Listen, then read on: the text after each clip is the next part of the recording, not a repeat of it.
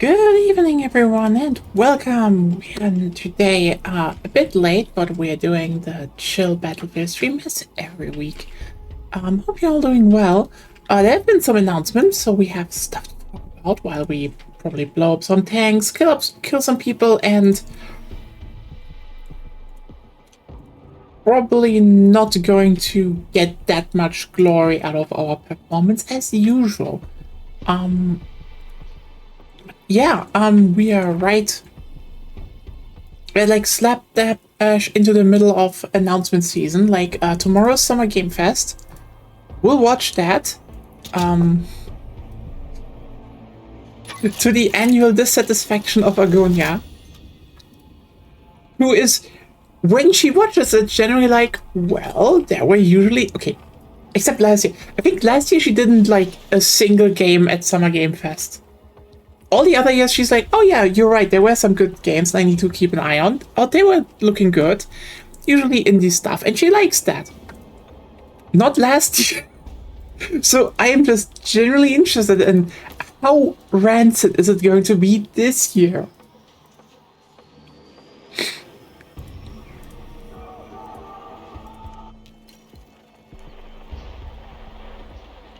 And we're right on the you're going to be remade map in a few months.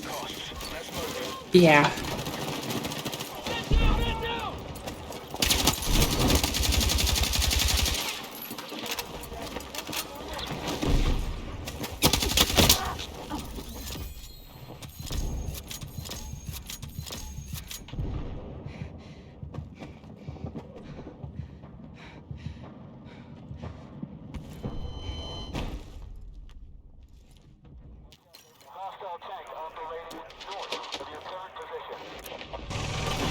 Yeah, then we have some announcements going on. We also had some quote-unquote announcements for Battlefield yesterday. There was a big Q&A. We got some timelines mainly out of it, which is, you know, that's good. We do need more timelines. There we go.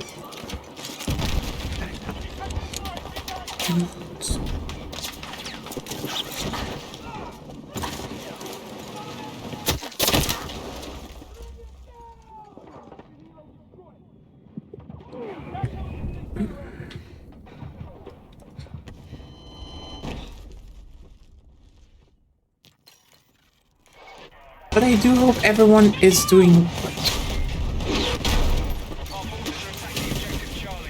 Oh, come back! I need to repair you.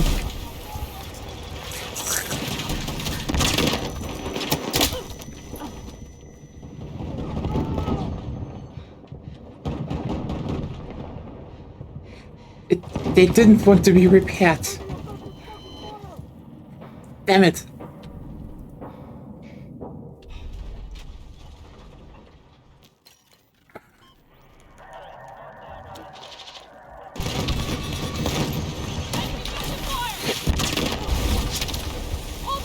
No! I failed the IFV. But yeah, next week we will finally get Grand Bazaar, which I'm actually very much looking forward to. Yeah, you know, it's one of those everyone said, oh, we want big maps, and like, look, despite some people bitching, they could have also remade Caspian Border from 3. Truth be told, like, Golmud is good. I would also love to have seen Caspian, but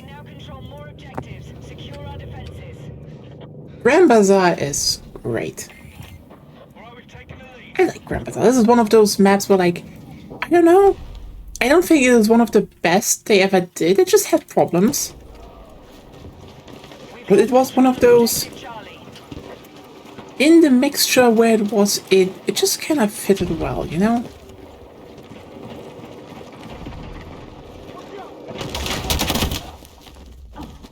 Which is also why I would have loved to see rather something like Kark Island from 3.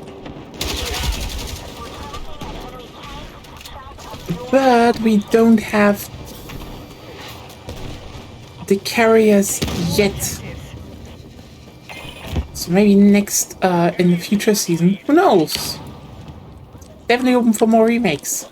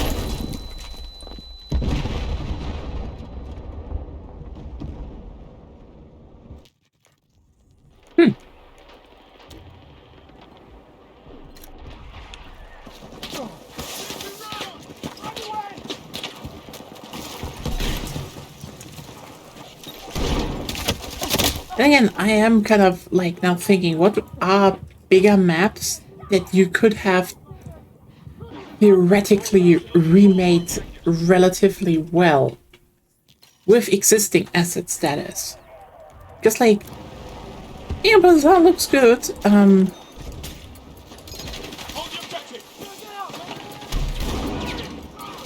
But from what I know, maps are generally a bit more. They're just a bit more work. So I'm like, brain working. Because most people only know the more recent games.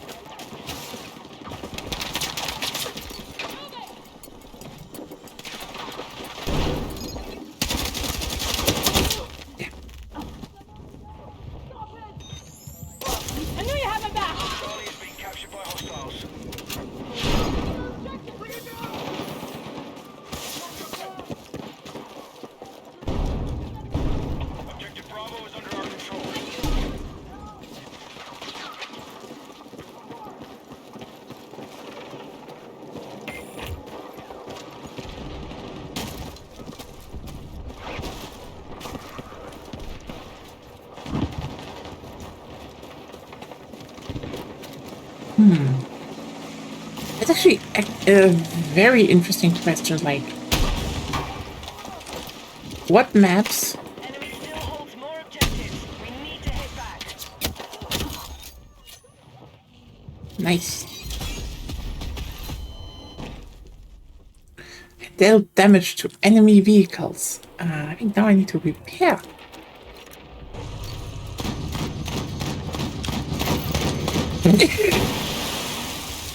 Yeah.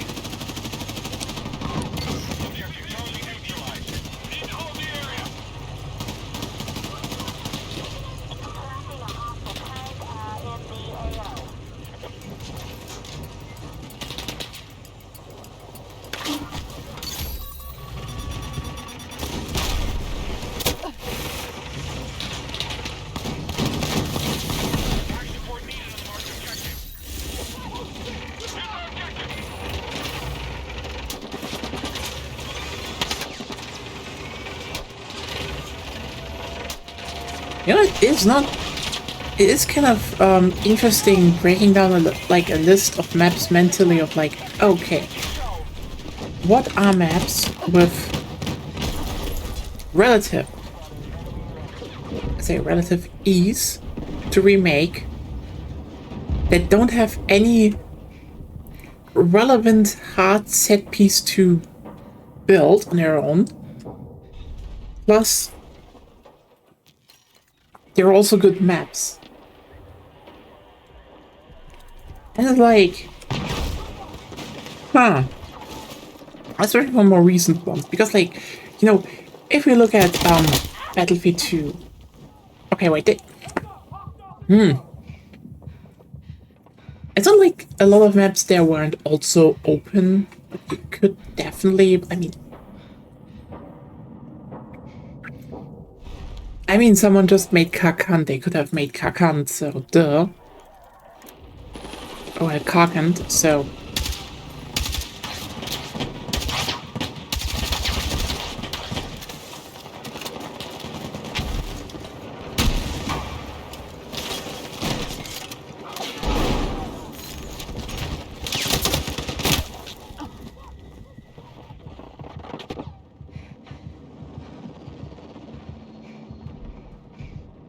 There is some merit to everything. But yeah, most people know stuff from at best Bad Company upwards. I'm like, you know what? They could have done heavy metal. Like, okay, they would have need to massively overhaul parts of heavy metal because that map was empty. It's still on heavy metal.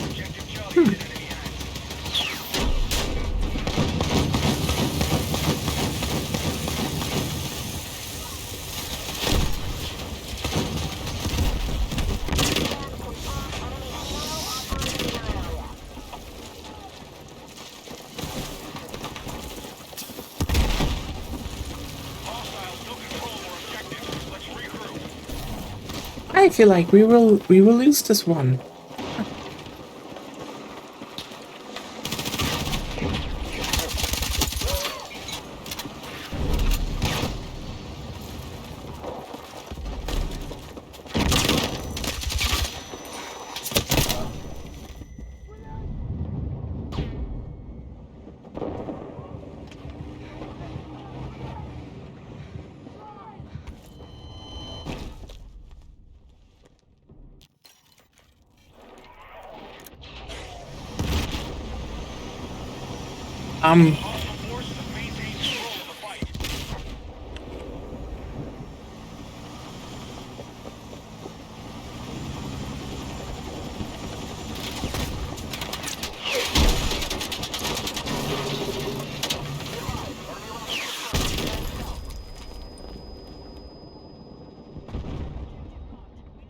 Looks like my team is pretty shit with everything.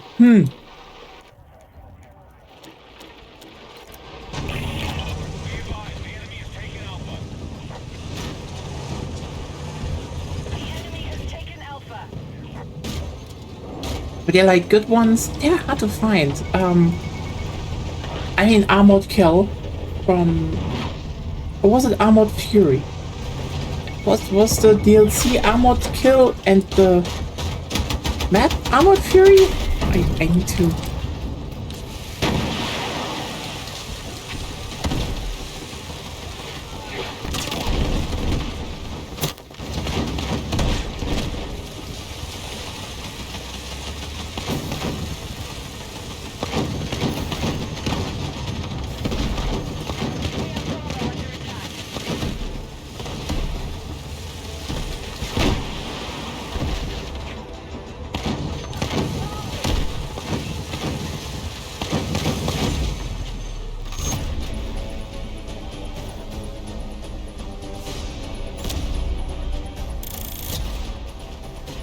This one was pretty terrible, honestly.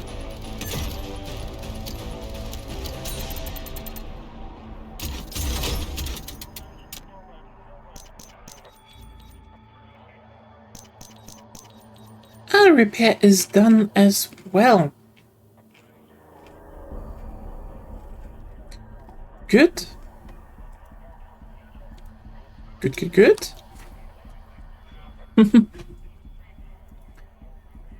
Oh well, yeah. No, actually, let me check.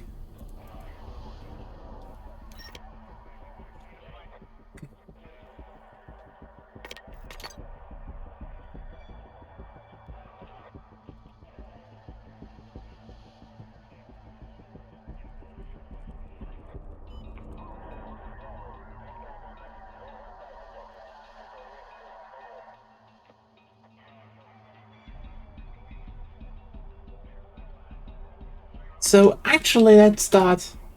I don't think we want something from 1942. Those are like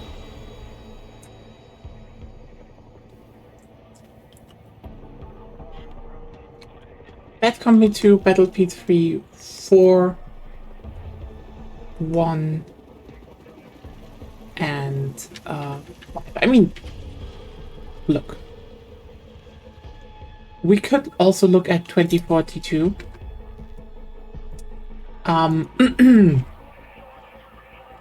Things to remake in 2042 with the current feature set. Let's put it like this, okay? And I already know people don't like this proposition. They will not like this proposition.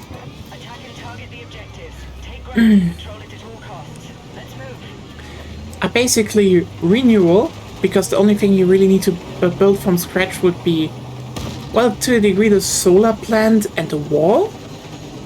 Everything else, you can basically make you can pull less futuristic versions of the buildings from, well, the Battle Royale set and the other current ones. It's doable to do. The question is just like, why would there be a gigantic fuck off wall somewhere in this scenario, which is still like just, according to the timeline, 6 years? No, wait. 10 years in the future? So, yeah, I'm just like, okay, I don't think we're gonna do that soonish.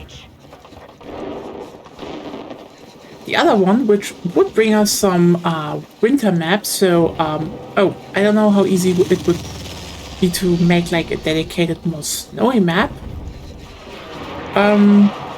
Reclaimed. I don't think people want to have Reclaimed back. I think you could definitely improve Reclaimed easily, and I don't think it was a bad map. But I know people dislike Reclaimed. Also, Reclaimed isn't really like that much of a vehicle map, so which one are really like logically doable? Yeah, renewal.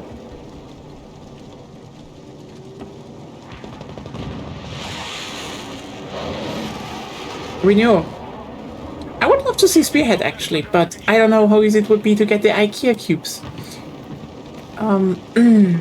So let's just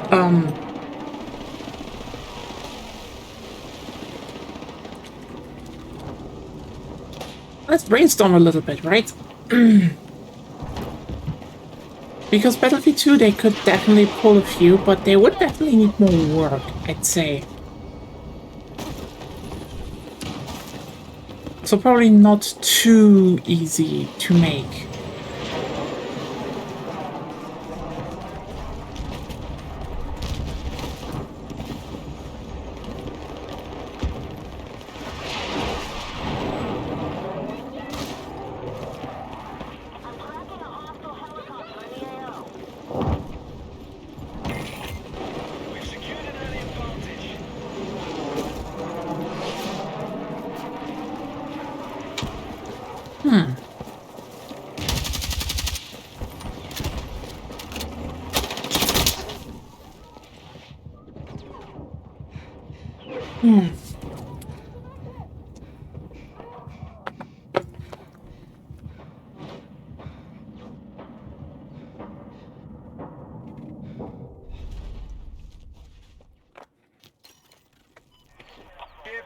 We need defensive support on the marked objective.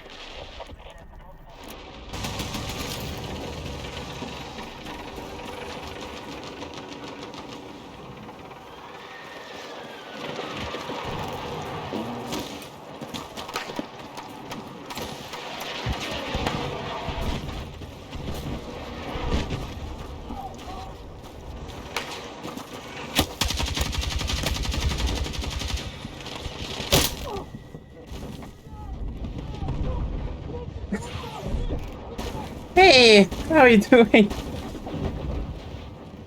I mean, I try to at least, so at least this round my team isn't getting completely steamrolled.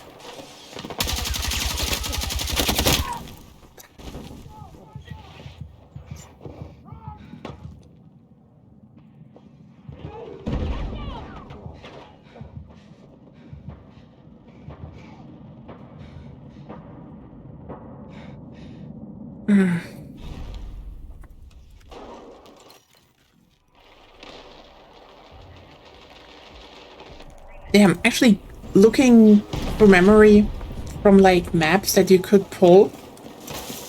It's like technically another vehicle map. There we go. Why didn't it fire?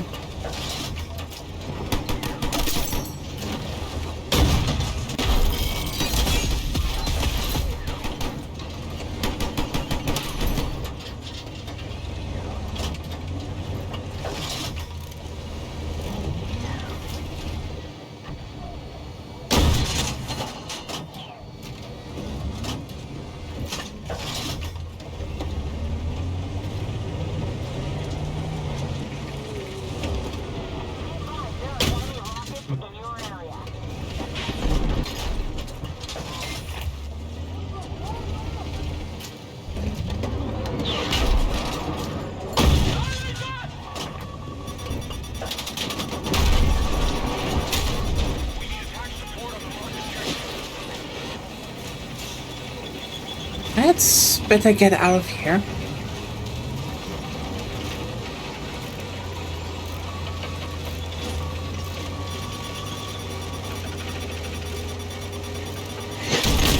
Fuck.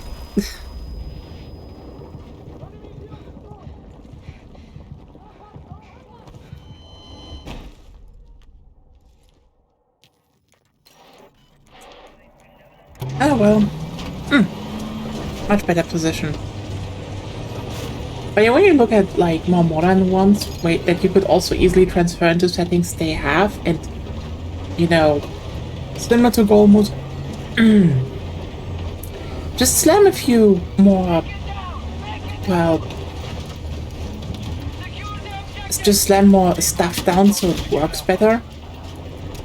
Heavy metal would ironically be a good scenario, but mostly because heavy metal was already just a map that was slammed together. Actually, back then it's not that good. But the thing is,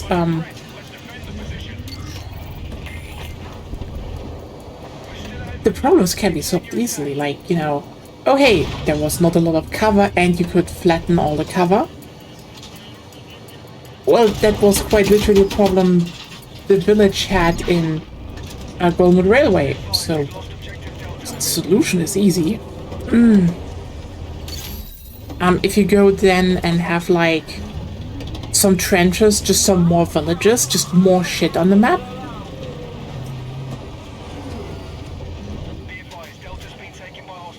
Yeah, the only thing they really need would be windmills, and truth be told, that's not hard to add. Nope.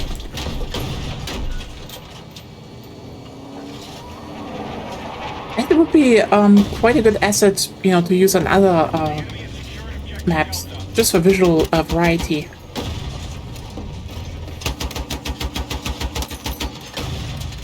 Also a neat thing to for helicopters to fly around. Just saying.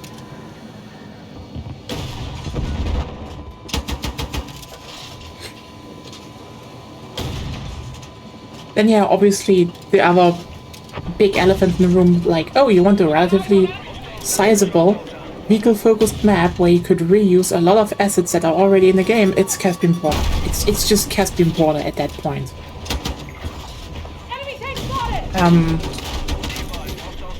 Yeah, Armored Fury. Or Armored Kill, I don't know which one it was again.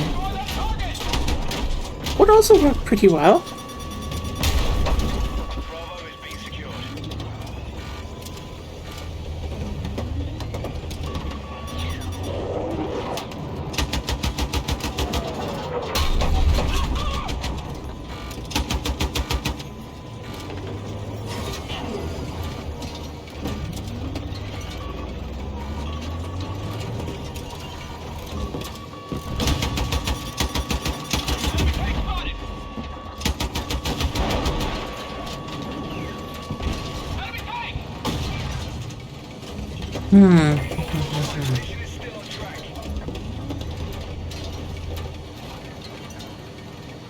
You know, it's kind of weird to think about that Fort was, you know, a very vehicle-focused game, but like the one map it had for vehicles was, at least the base game, was Golden.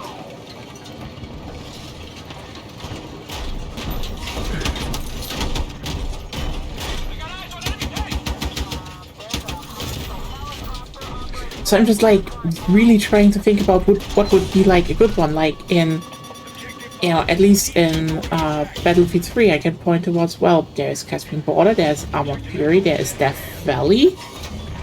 All things with, like, very easily to be used from, with, you know, the Tajikistan assets, which would, you know, be the primary ones to use anyway.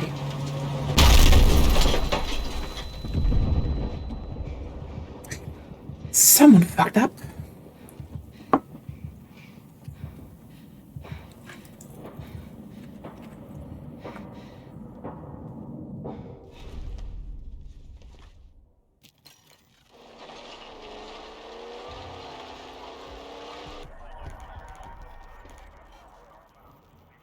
You know what, let's look this up once and for all. Because yeah, Bad Company 2, you can't really remake stuff. Oasis is really not the thing, and Panama Canal also, like, again, you would need to make new shit, so, like, the only one that really, like, ends up being there is... Wait, no! I'm kind of stupid. If you actually go back to Bad Company 1, you could use Harvest Day.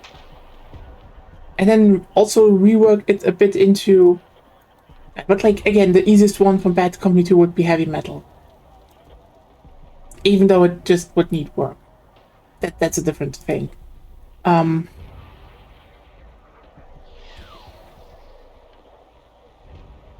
Armored Shield. I was so off the mark. Holy shit.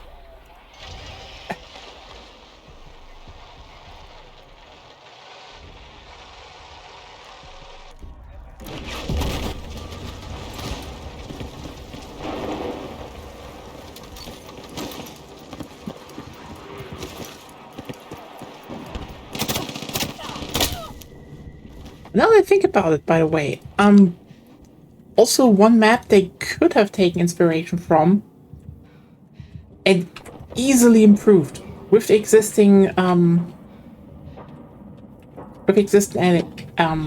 assets, because yeah, as I want to as I'm just saying, the three obvious ones: Armored Shield,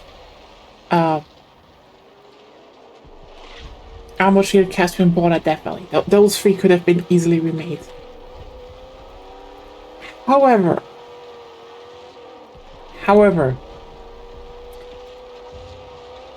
if they actually went with, you know, oh, we put more shit onto the points and maybe organize a little bit more and do more stuff in between, they could have also looked at Nebadan Flats.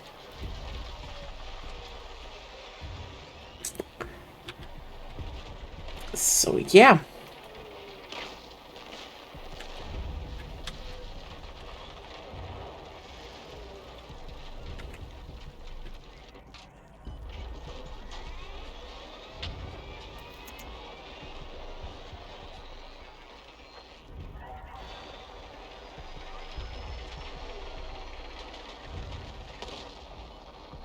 Ironically, I really don't see a lot of stuff from 4 that could have been done with a lot of effort.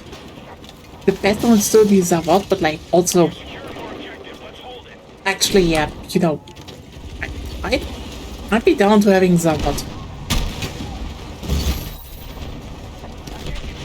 I like Zavod. Zavod is good. It's one of those maps where, you know, when people are like, oh, the maps on Battlefield 4 were bad, and then, you know, I think of Zavod, and I'm like, no, that one was good. There are worse ones. But Zavod was good. I think. Probably I haven't played it that much anymore, but like Zavod was good.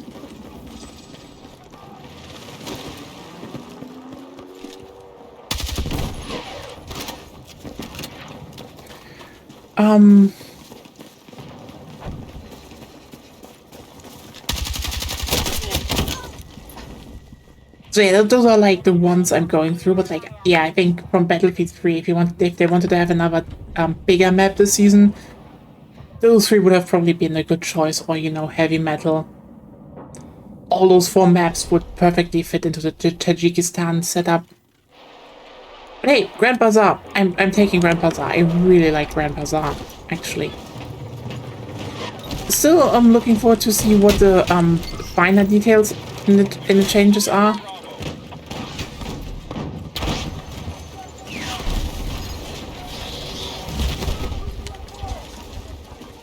But still, I'm very much looking forward to next week there. Bye.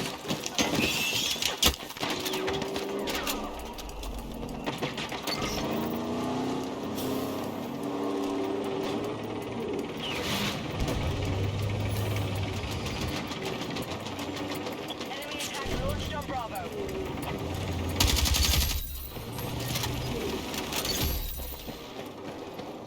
Hey Lena, how are you doing? How's everything going? Thinking about currently what they could have also remade this season because next week we're getting Grand Bazaar, so kind of looking forward to that.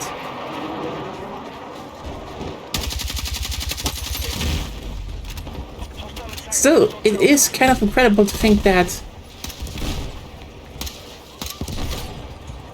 this will be the first Battlefield game. Oh, thank you. Don't worry, happens. Not everyone has time, you know? By the way,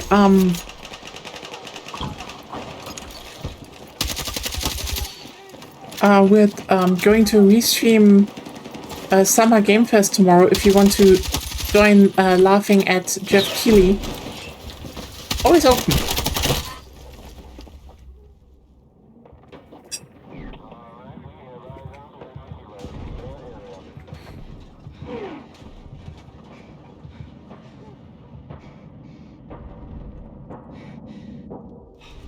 Yeah, bee guns and fun girls time. Hey, Alexis. Yeah, it's tomorrow evening, very late, and annoying at Agonia again, as usual.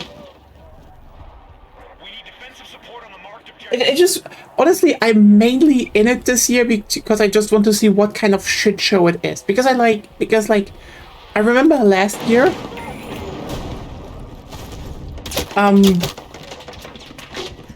it was like, you know, Sony announced their games, everyone was like, wow, that was really good. I wonder what comes next. And Summer Game Fest just walked on the stage and shit itself. Annoying Agonia. Agonying. Yeah, the annual Agonia annoyance. The AAA experience.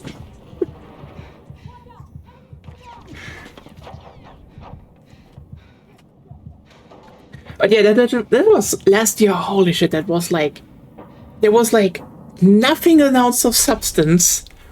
3 Kreml adjacent games back to back. And then just so many gacha games. Granted, I should probably tune that criticism a bit back this year because, No. Okay, I will. Criticize the payment model and stuff. Absolutely. We can still enjoy the cute girls. Which is probably... You know what? That is the most unfair thing about gacha. Okay? You know, you get into it and they will have a girl you will obsess over the moment you dig a little bit deeper. And it's like, stop doing that. Stop having something that just kind of hits. Okay?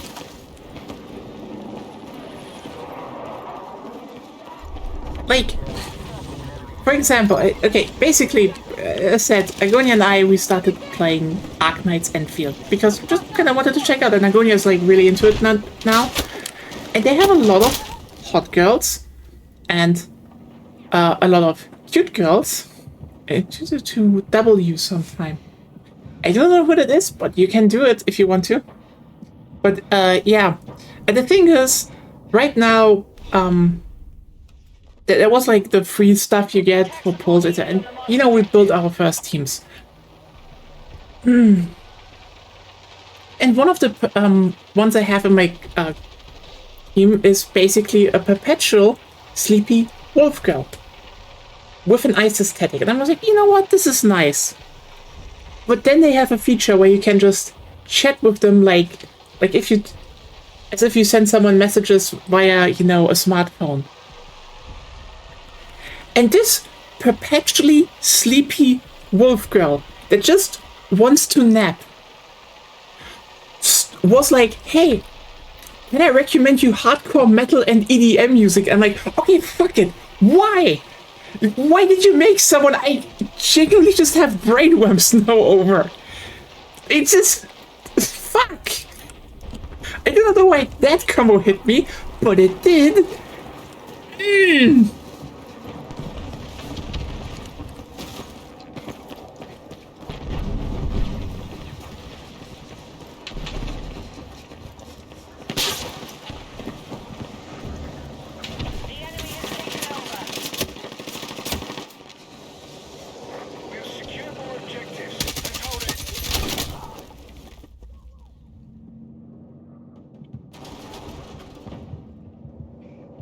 Look, if I had money,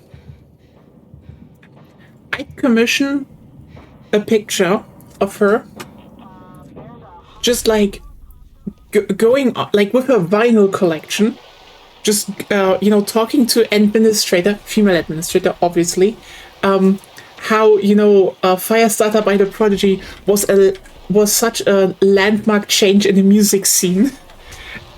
And you know what? I know I would definitely rewire some neurons for a lot of people with that.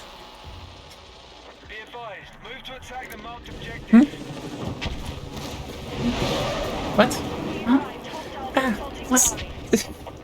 You laugh about that. Oh, I just thought about, yeah, I know a character that uses violence. Damn it. Is a character with vinyls? Yes. Okay, let me, just to gauge how bad I'm getting brain rot. Wolf girl or dragon girl? Dragon. Shit, brain rot is incoming.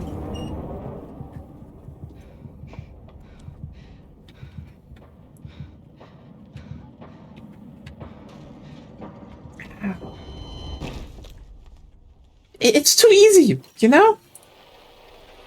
But yeah, I'm just like, I wonder how bad it's going to be tomorrow.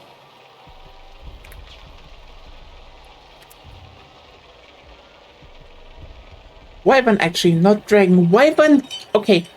Wyvern is a subtype of dragon, you could say. But they fall into a similar aesthetic. Okay, they have horns, they have scales, and they have tails. Which is important.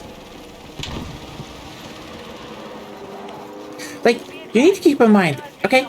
If you're wondering, okay, Nia, why are you so invested into wolf girls and dragon girls specifically? Okay, I'm going to be very specific here. The wolf girls are fluffy, and they also like cuddling. Okay, and they boop you with snoots. Very adorable. But dragon girls, well, first of all, scales are so soft. I mean, technically, they all have their own terminology in this lore. I know. But you know they fall into the same aesthetics. Okay?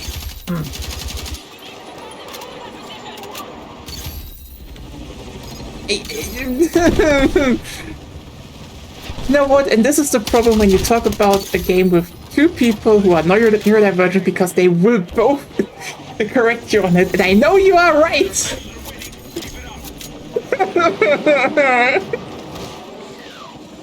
I'm sorry. Okay. The Wyvern folk. I'm gonna look forward to Wyvern folk, but yeah, again, everything draconic is, first of all, they have scales, which are soft, they have horns, which are cool, and also, they are inherently warm.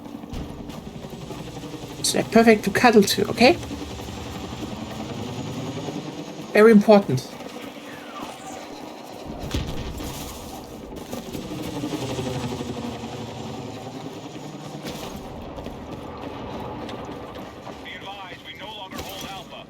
But I'm looking forward to. Wait, is it the one I'm currently looking out for? Yeah. Okay. Move to attack the marked objective. Buddha's Badger's Butch Lesbian. Ooh, that Secured more objectives. Let's run. that sounds very good indeed. But yeah, I am just going a bit back to topic. Like, look, they probably will announce some Arknight stuff tomorrow, so I don't care. Who knows? Maybe there will be free Arknight stuff. Ooh. But yeah, the thing is, I am really looking forward to what kind of shit show it's going to be this time, because, like, yeah, last year was just... Yeah, it's not like Arknight stuff is gonna bring you much anything because you don't play much. Yeah, I mean, I just know during the Game Awards there was always the whole, all the player's choice stuff was rigged. Because the gacha companies always say if you vote, if we win, you get a lot of extra stuff. Which is just hilarious. Well, we'll see. I mean, you can be there. You can give some context. Would be interesting. Some more context. But yeah, I'm just very interested because, yeah, I said last year, oh boy, the shit show was like so much. Oh my god! Remember, if you want to have just a flashbang, 3 Kreml games back to back. I would like to have a flashbang. The flashbang, remember her. 3 Kreml games back to back, multiple Gen AI projects, and real announcement of Haiga 2.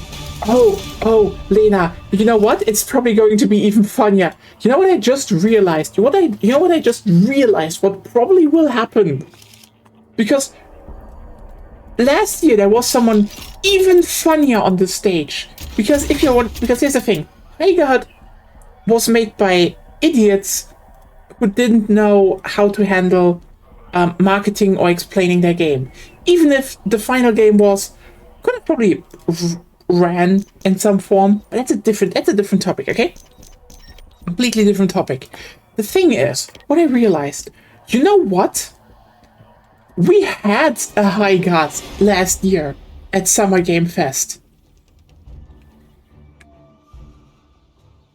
Do you all remember Splitgate 2?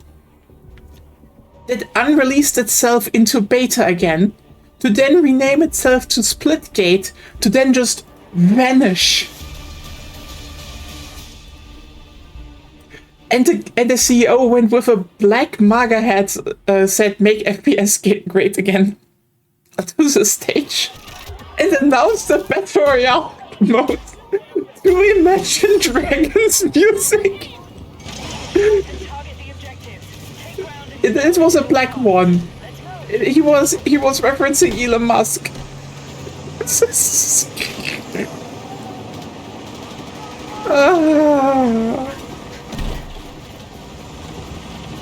Look. How do you do, fellow gamers? Yeah, you know what I just realized? I think he will be back. And you're probably like, what? No, how can he be back?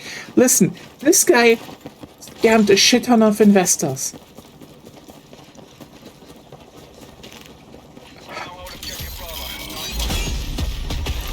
And apparently his studio is now working on a Titanfall-inspired game that is supposed to launch at the end of year. So it could be that this dumb fuck CEO is going to go onto stage again, do his bullshit again, have an Imagine Dragons trailer again, and the game will flop again.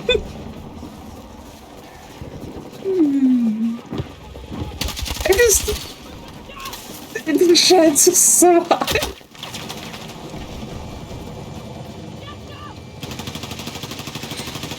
Like, I don't know what I'm supposed to say here anymore. It's just, oh no. But yeah, that was a thing that happened.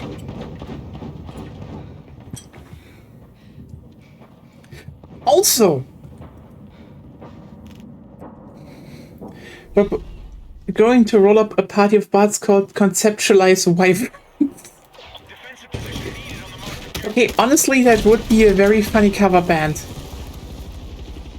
You know what I find just so funny? How Imagine Dragons became the new Nickelback. And by all means, they're like fine.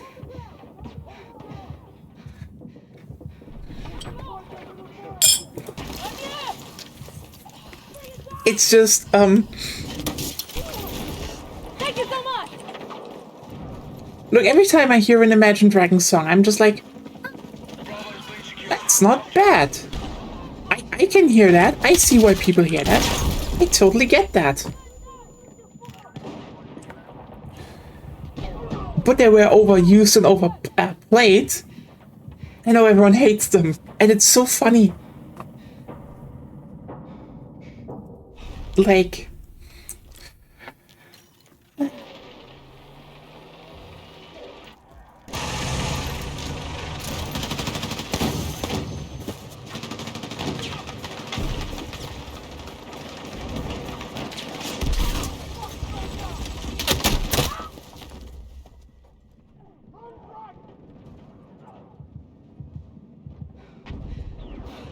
if they're gonna show a trailer for Consider Reptiles. Oh, that was also good.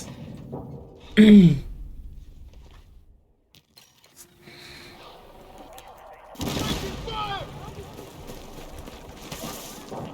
to rally defense on the marked objective.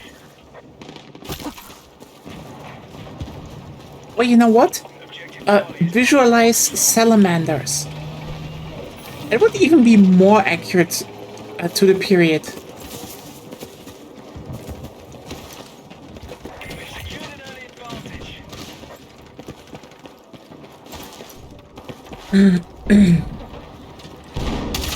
Picture worms. Hold the objective!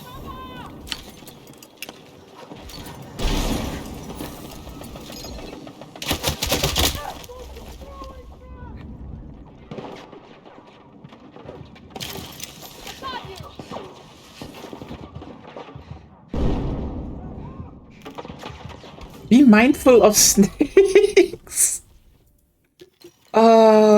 You know what? Amazing band names, truly.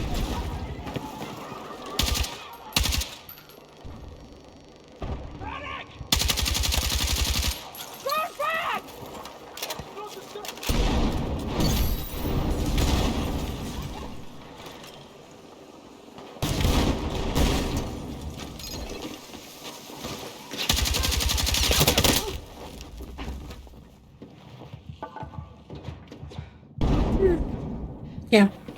I'm generally a bit interested if they're going to show at least season 4 tomorrow. I want to see how Wake Island looks. Even if it's going to be a bit away, but still. If you're like, hey Nia, you're bad at driving tanks and you're worse at flying planes, I'm like, well, watch me drive a boat. Objective Charlie is now under our Fun fact, AK also has a salamander girl. He's short, grumpy, has pointy teeth, and one eye with like sclera. DJ's skin face with horse faster that's bigger than she is. That sounds interesting. You need to send me reference material. I'm gonna rate girls live on stream. marked objective under threat. Let's defend the position.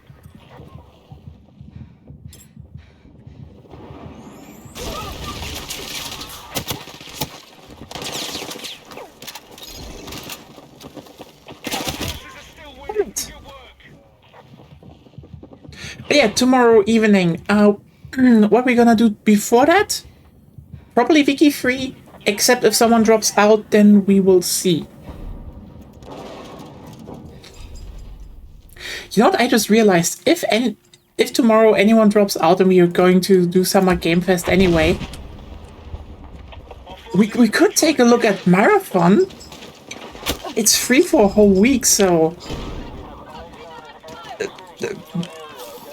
I don't know. I heard some people say it's actually really good, so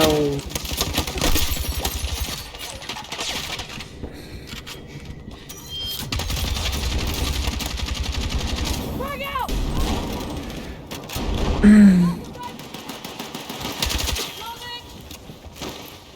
okay. I saw there was something in the server. I will look at her.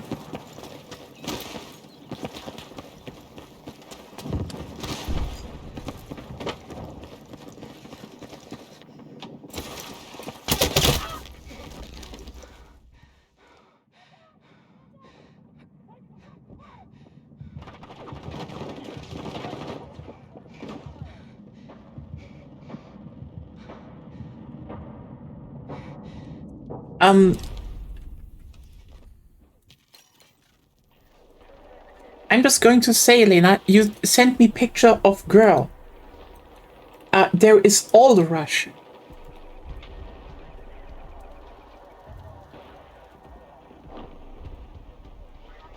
So apparently her name is Zaria. So that's a good name. Oh, we have also others.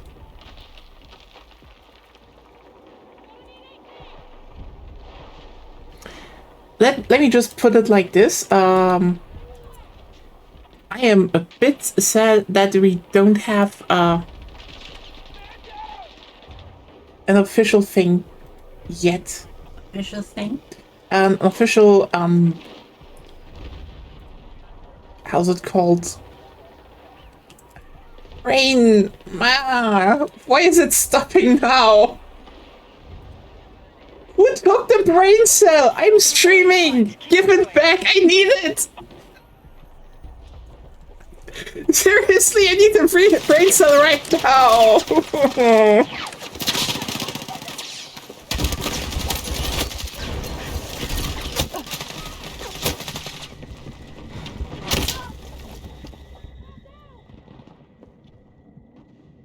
Okay.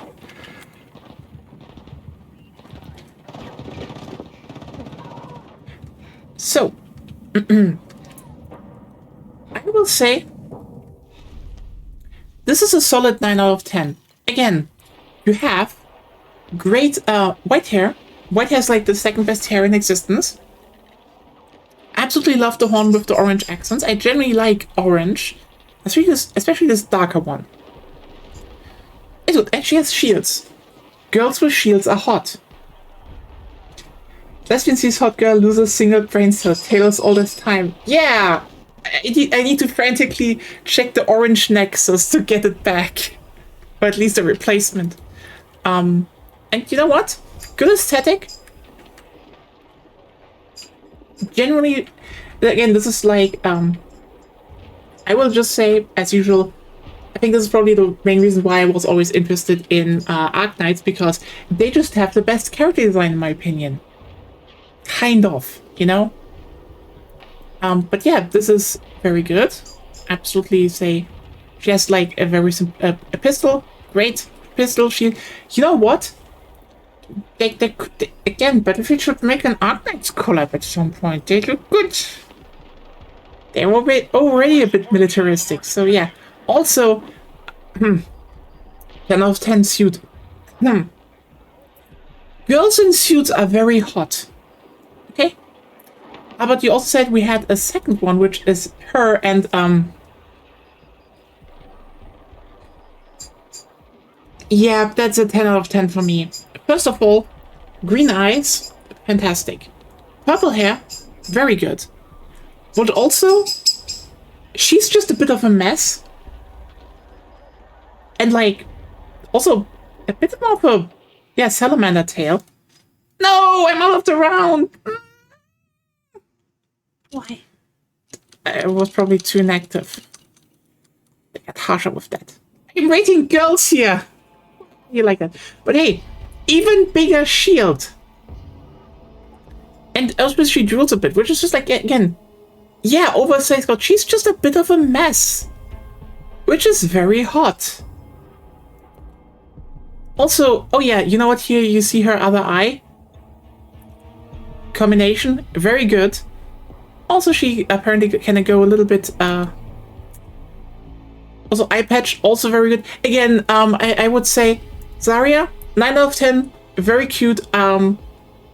She's definitely one of those girls you can go on, you know, you can have share coffee with, talk, great time. Asbestos, you cannot fix her, but that makes her better. At least she has the vibes like that. Yeah.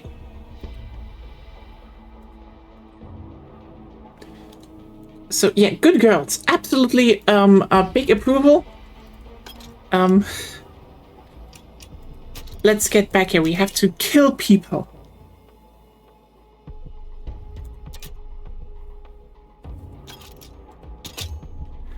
I can send you any number of girls. I will definitely save them and in my picture folder and in my heart. Very important girls. Now it gets big. Not that I want to distract from your stream, no. Oh no! Oh no! My steak is too juicy. The sauce too savory or something like that.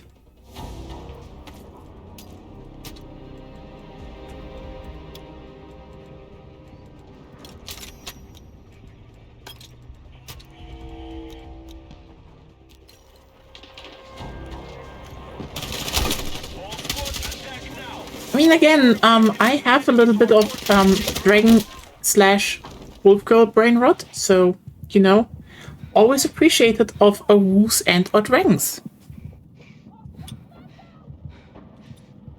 The enemy have secured more objectives. Let's strike back.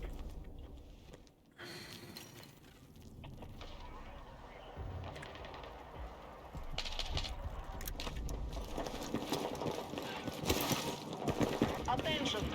We now control objective Echo. Oh god, I think my mom is thinking about getting a cat. She just sent me a message. Everybody text was said, you know what? Let me time out of another game. Make it so.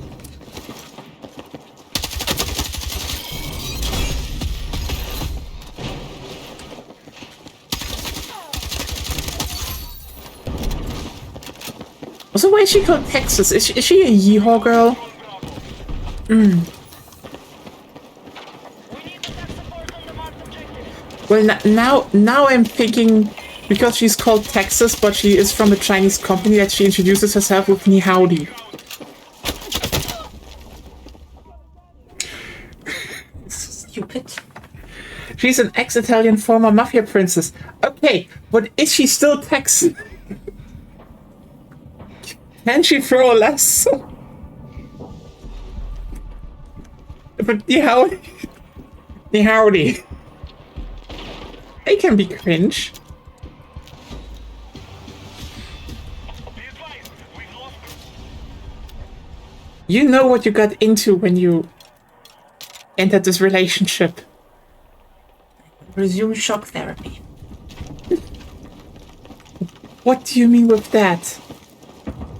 What I just said.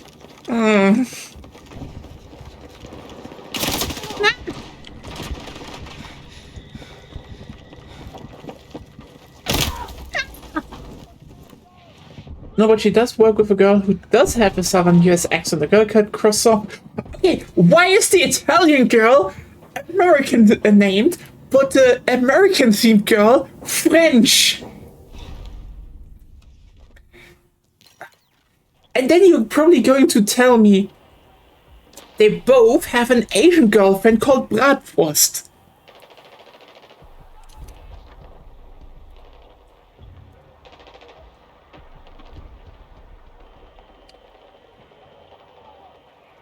Okay, okay. We need attack support on the marked objective.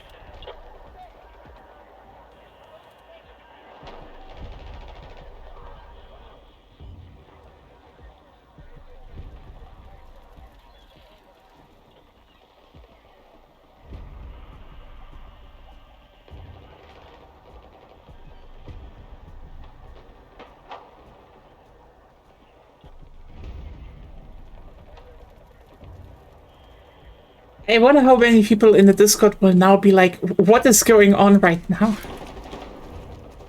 We now control more objectives. Defend all. She has a lesbian harem. You know what? That makes her good.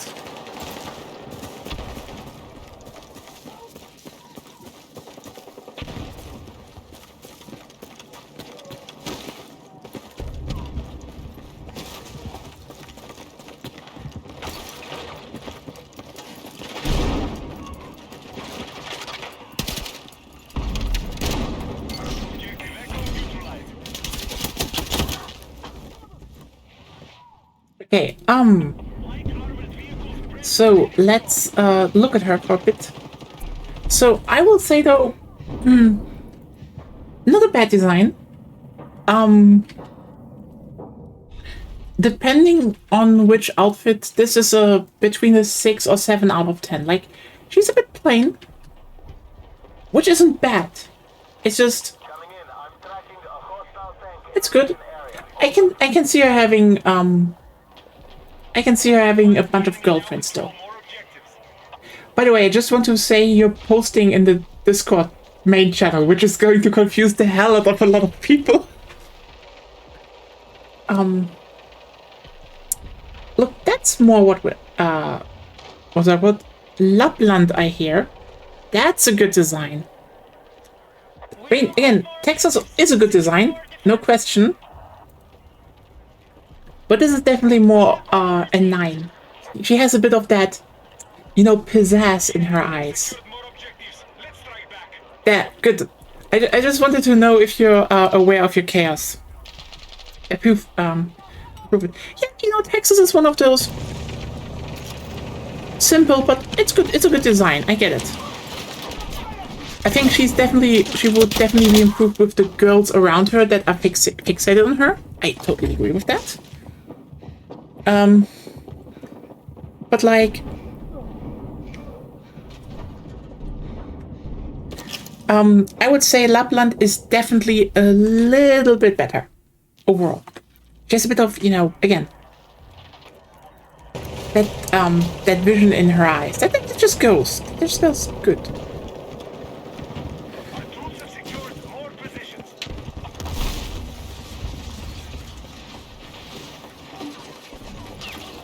We rate girls.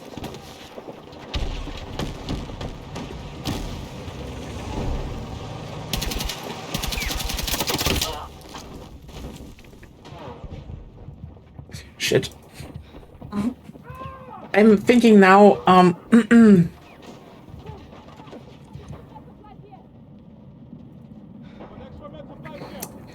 okay, Twitch Automod, murder lesbian is not something you should ban in this chat.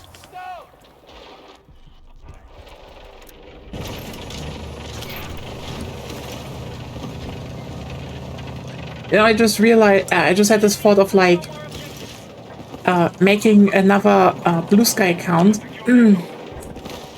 That's the problem of English. In German, we could have just put those together, and it would have made sense, even to automate. Yeah.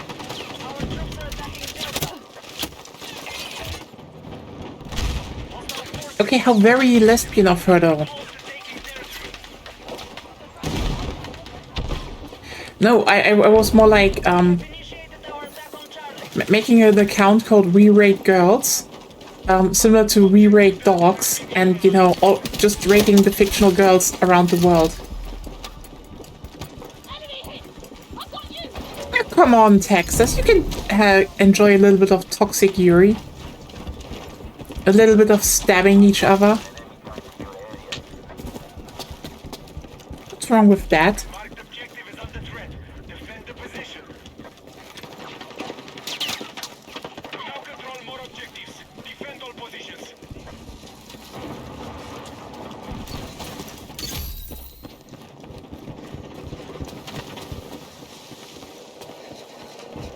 We're engaging objective Echo. Our forces hold the majority of objectives. We are close to taking ground.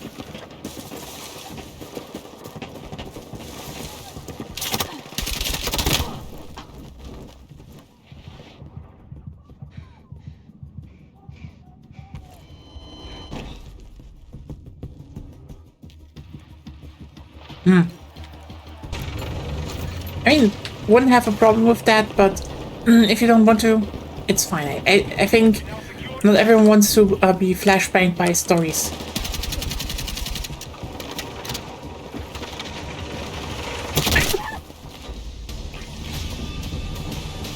Taken territory. Objective Bravo is no longer active.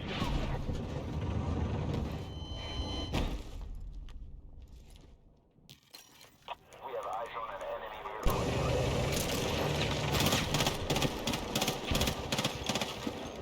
We're engaging objective Charlie.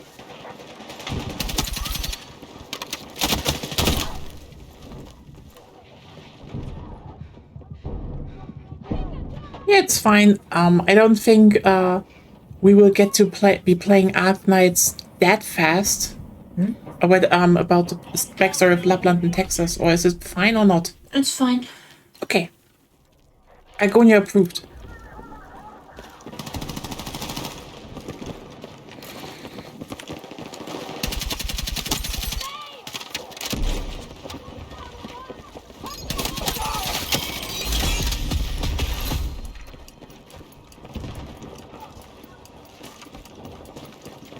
Objective Charlie has been seized by hostiles.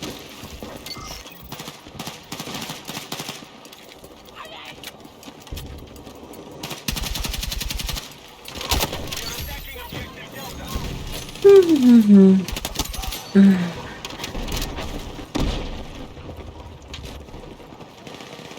troops have secured more objectives.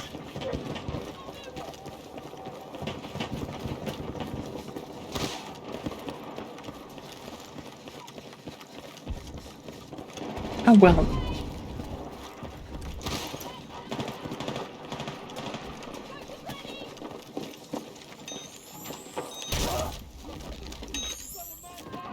Damn. Thanks. Damn. Thank you.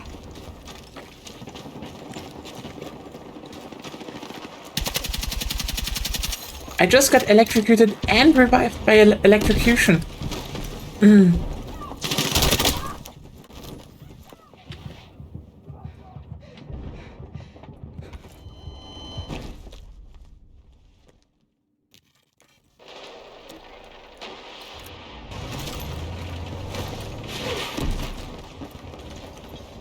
have initiated our attacks on Charlie.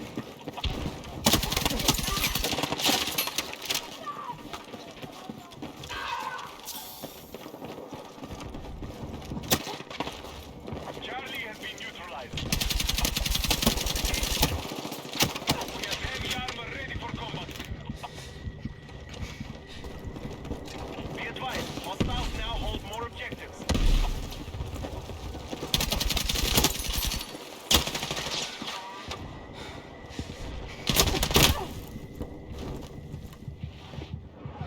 But yeah, spoilers are fine.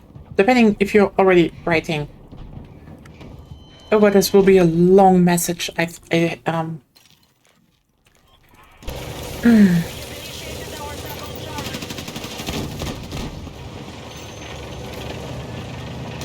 But well,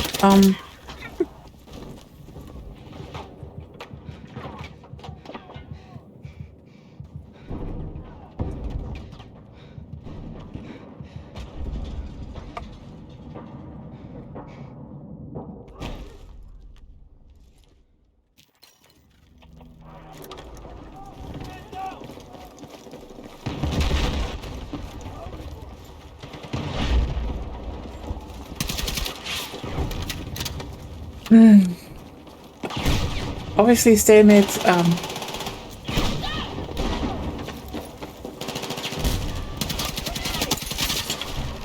Be advised, the enemy holds a majority of objectives. We are close to taking ground. yeah, I like Lapland. She sounds great. Order received. What do you mean she just intimidated a bunch of wolf deities into submission? Very good girl.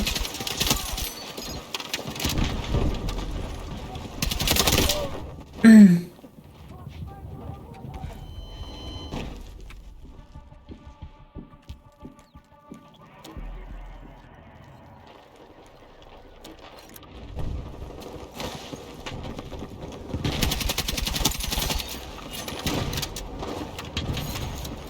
are engaging objective Echo.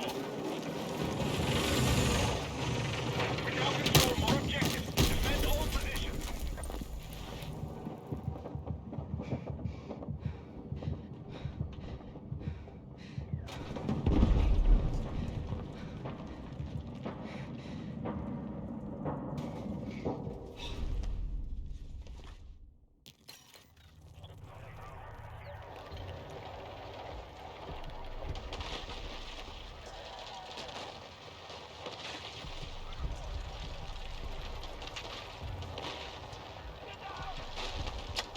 Be advised, hostile troops have secured more objectives.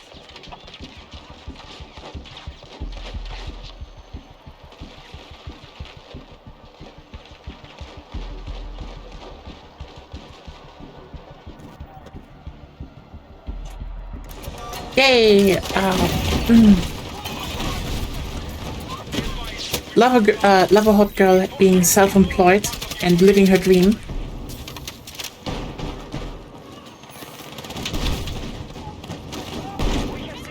I can see her definitely running a bar.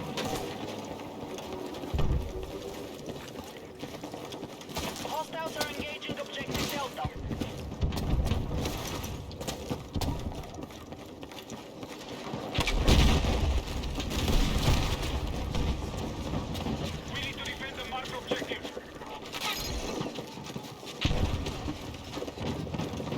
I mean, it is a bit of unemployment.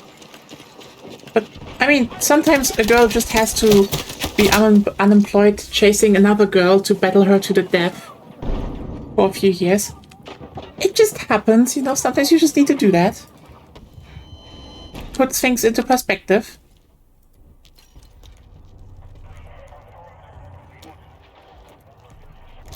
Enemies are attacking objective Charlie.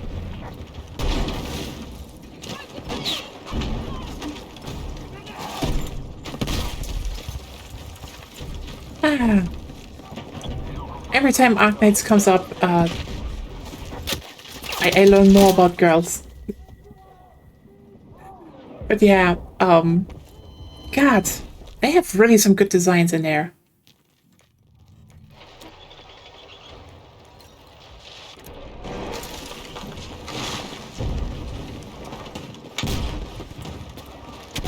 The enemy now control more objectives.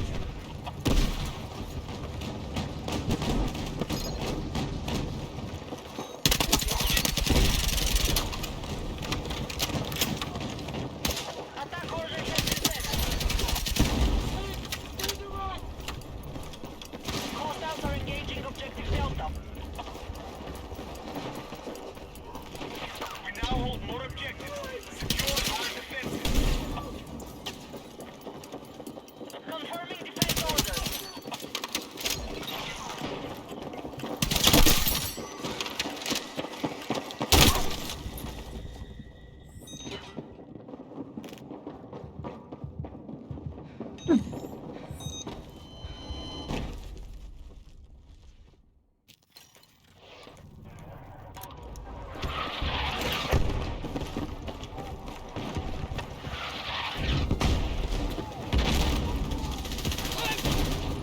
Attention, move to attack the marked objective. Our troops are attacking. Then again, is being a mafia assassin actually, being employed? Or, like, what are the benefits of being that? Yeah, that's, I guess, one of my hyperfixations, so I'm usually willing to info them about it. There's a lot of catgirls. Yeah, that's the thing. Like, I always saw the designs were like... Those are kind like... Look, if I look at other gacha games, I don't get it. Like... Okay, for example, I do not get people saying, look at the designs of MiHoYo. Those are like... bland. They're like, look, here's the thing. The fact that MiHoYo like pivoted to making Gen AI stuff is not even that surprising considering everything I saw what they designed. Just look, you either have the variation of completely over-designed Tumblr Adopt, which is Genshin, versus less over-designed, trying to be really generic design so they just appeal to the broadest mass possible, which is all of their other stuff. And I heard their old stuff has good characters, but like, oh yeah, they're full of Gen AI. They just announced recently, like last year already, they fired a bunch of people, voice actors, and replaced them just so they could have contracts where they benefited from using or putting those into Gen AI. They bragged. They just said again they're putting even more work into that. They put chatbots in their games and all that stuff. So yeah, you know what? Again, they just do all the generic shit. So I'm not even surprised their stuff looks generic. But Arknights was always like, you know, I looked at it and was like, the person that made that girl is a weirdo, and they have an obsession and they know it. And even if they're simple, like the details come else. Like, for example, Estella, what I said about in the beginning, is, on the surface level, really, really, really plain. A bit normal even. And then the details come through and you're like, oh. Oh, now I get why people like their games. It's just, there's a whole lot more about them.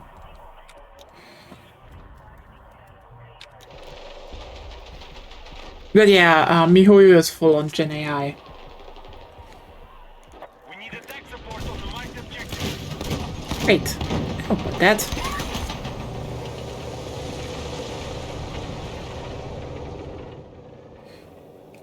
I mean, hell,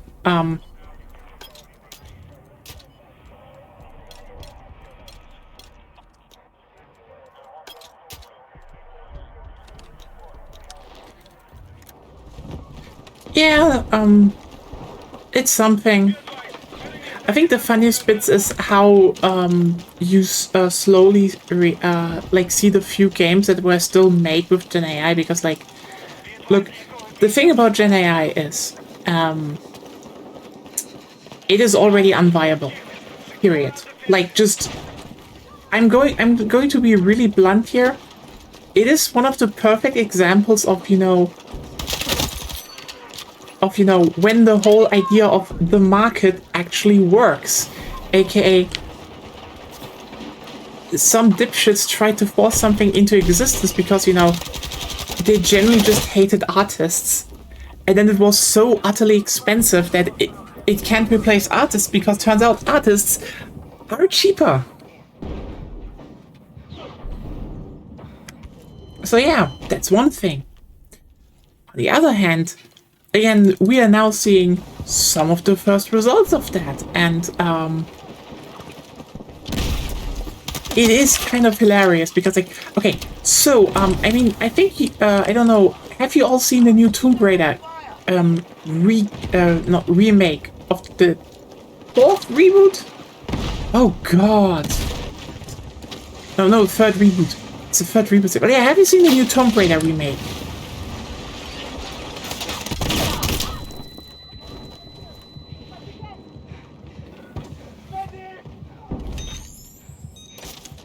And like, it's kind of interesting that the moment you point it out, it becomes very obvious, because like, when I revealed that like a few months ago, everyone was like, oh yeah, that's Lara Croft and she looks more like her original one. I always looked at it and was like, it's kind of bland. Like, granted, I'm not like the biggest Tomb Raider fan, even though, ironically, I played them all and I have my opinions on each iteration, and they were always something where you felt that people did their job. So I was like, huh, this new Lara definitely feels very much like they just kind of made the most generic Lara possible. But you know what? That would be a decision.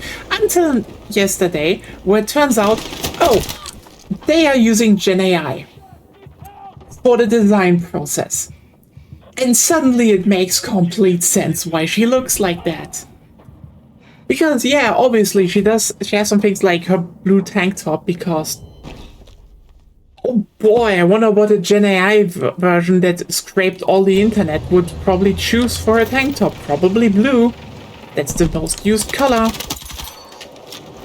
And it's so funny because, the whole, the whole excuse they're doing right now is, oh yeah, look, we're not using Gen AI where you all are seeing it. And the irony is we do. You just showed us the most bland Lara Croft design ever. And you can't put the genie back in the bottle after you admitted you used Gen AI during the design process, because, like, even if a person, basically, did it, went over it and made, like, their own version, like, drew over it, you still generated the most generic Lara Croft imaginable, because that's what fucking Gen AI does.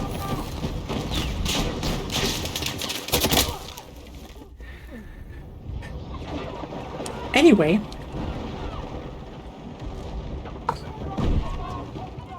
yeah, I use AI for references, fuckers artists who like trace over it or something. Oh yeah, it's generally that. They get automated. Are you possessed?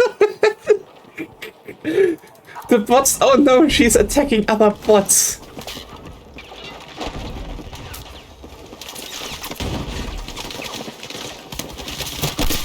How do the bots have solidarity?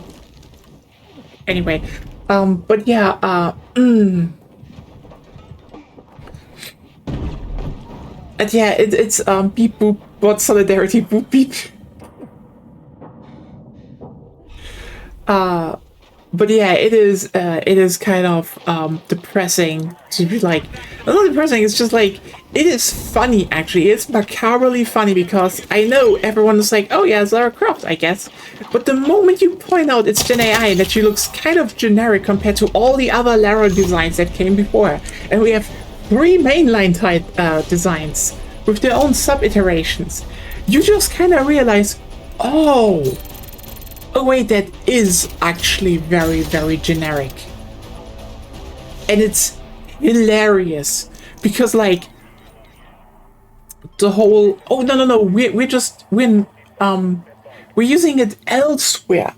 It's all over there and you're not seeing the result, but we see the result. We just maybe need an extra a moment to realize what happened, because you put an artist filter over it by an artist. It's just like,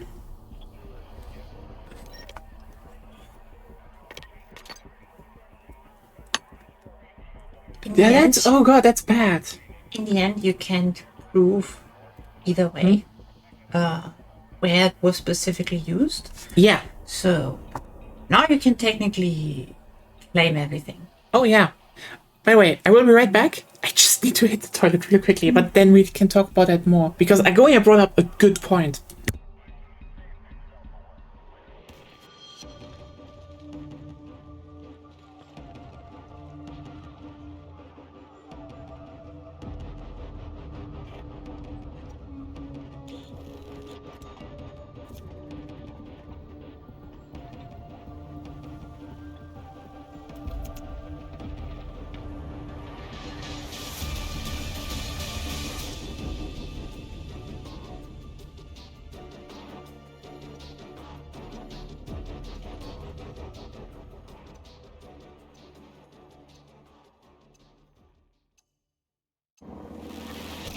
Move forward!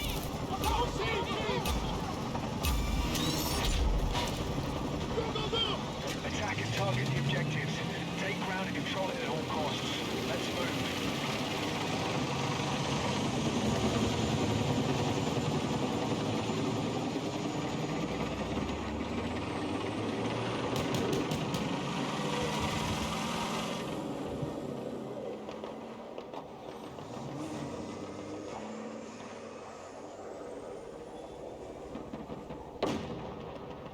We need attack support on the marked objective.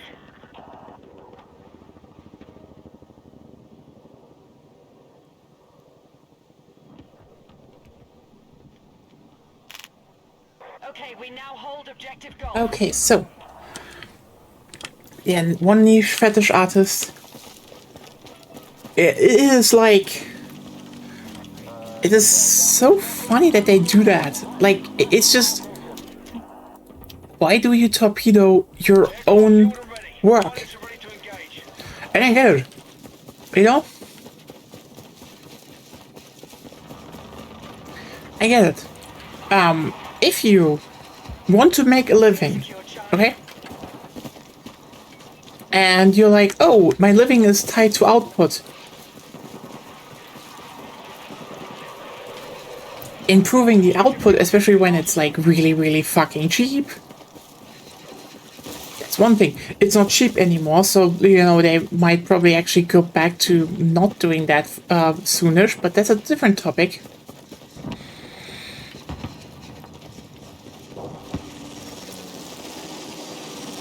But like,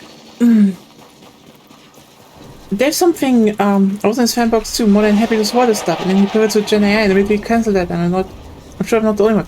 Probably. I wonder how viable it still is, but because I don't think it will stay viable again. Some AI companies are basically already shutting their doors, so this thing is not sustainable at all.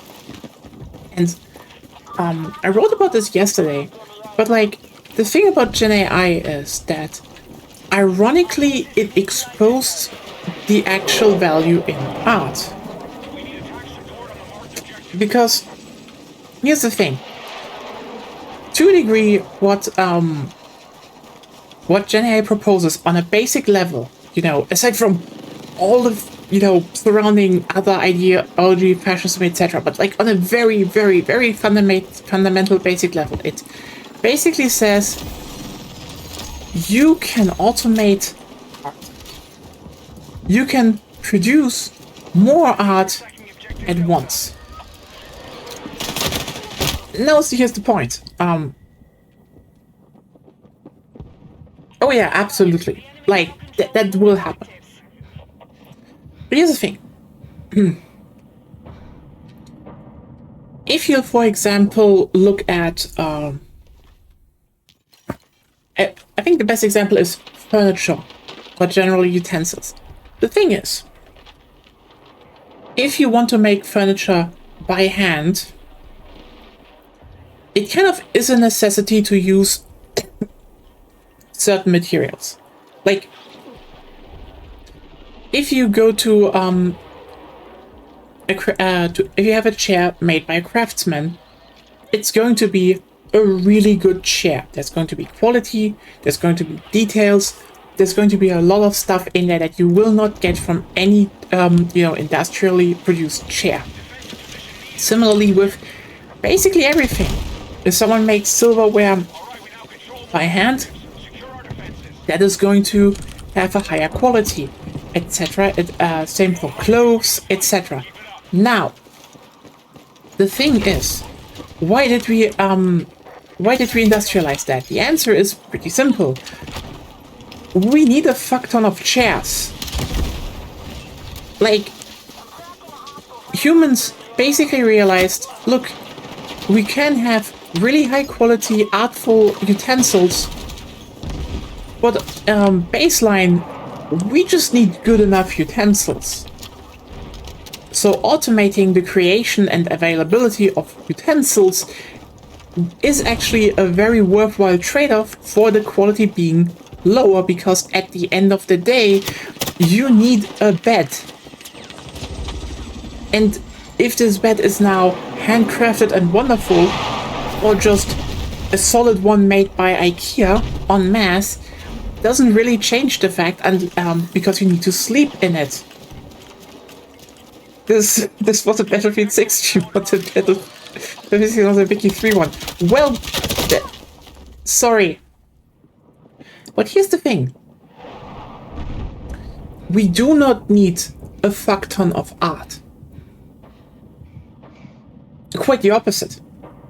Art, if anything, it was highlighted by Gen AI that the craft of making art, any form of art, is the point of art, actually.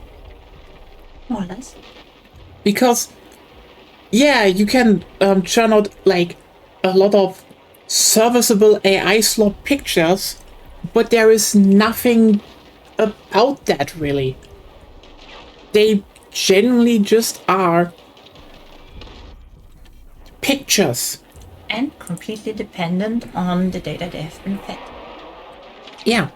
Meanwhile, if someone sits down and even just gets a commission, they can put touches in, they could do stuff. Like, for example, Alexis made control for my bit account, and she's wonderful. She's simple, yes, but she's wonderful. Like, you know, she has this kind of look on her face where you're just like, I feel you, girl. I'm also tired from my job. And that value you cannot get from Gen AI because it lacks that craft behind it. And that just highlighted it. And ironically, that led to... You did fantastic work and you deserve that praise every time I can bring it up. Okay? Yeah, I mean, and I think the interesting part is I've seen recently more channels doing bits again. Like, even channels that did beforehand, like, stuff about news, you know, news feeds, etc. They're starting to do slight jokes. And they're doing stuff. And it's like, wow.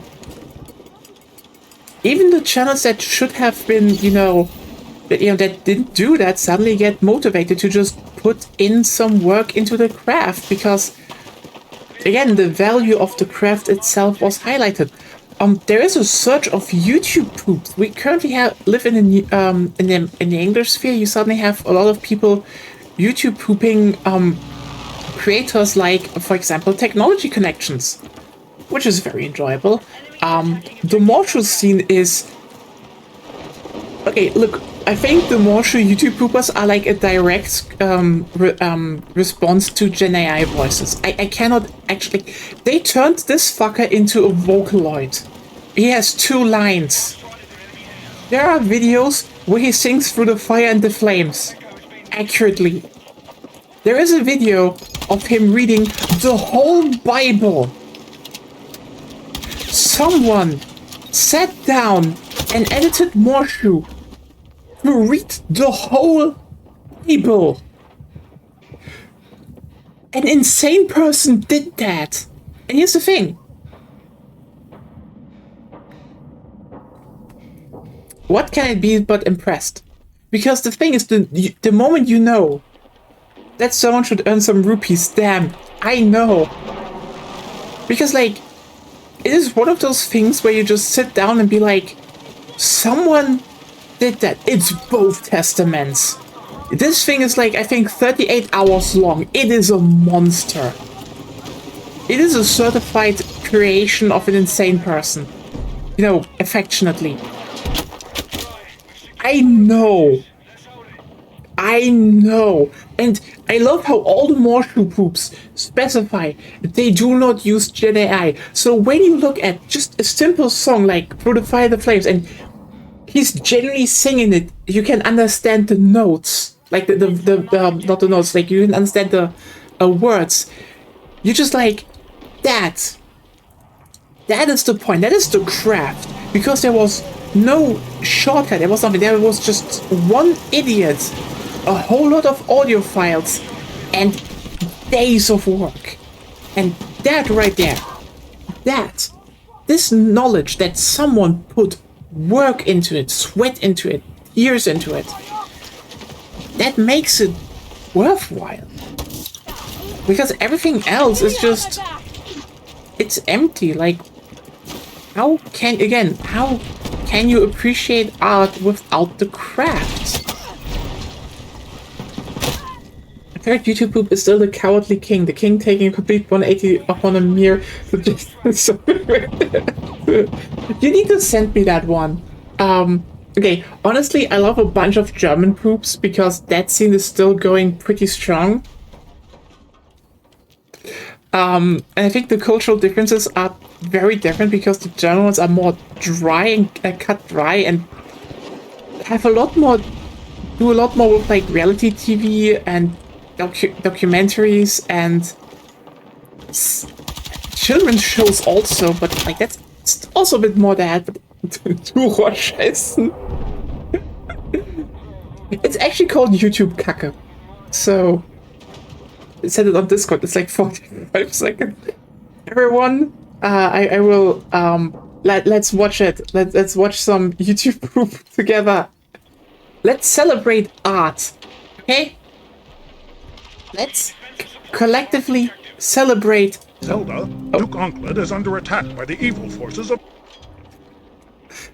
Let's collectively just celebrate art.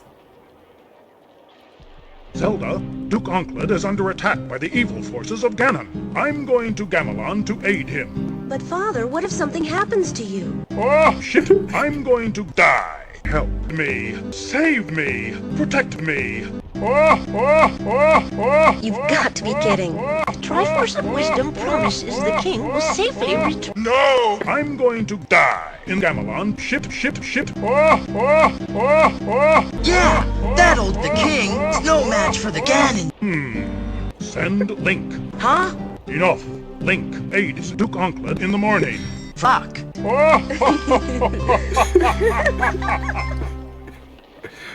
Link, there's a dick. Yep, that was a good one. The enemy have taken more objectives. Oh shit. I'm going to die.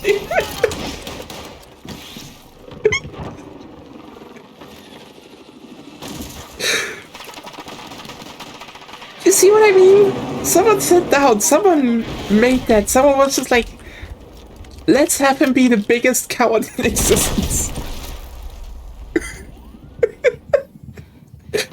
The Triforce of Wisdom promises the king will safely return. No! I'm going to die in Gamelon.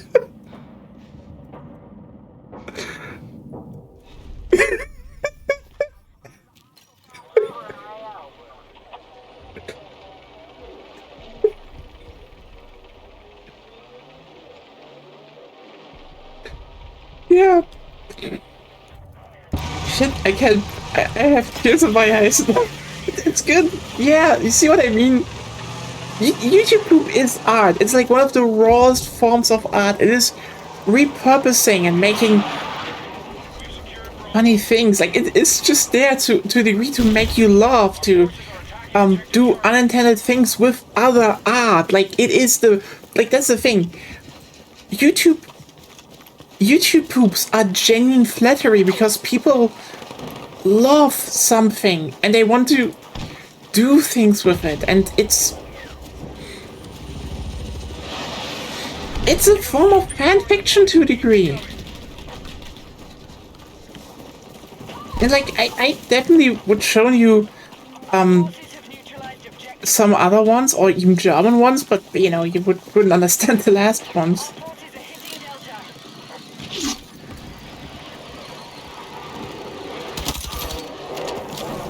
I mean, I completely annoyed Agonia a few weeks ago because I was depressed as shit. And then YouTube was like, "Hey, do you want to watch the Fresh Prince of Blair?"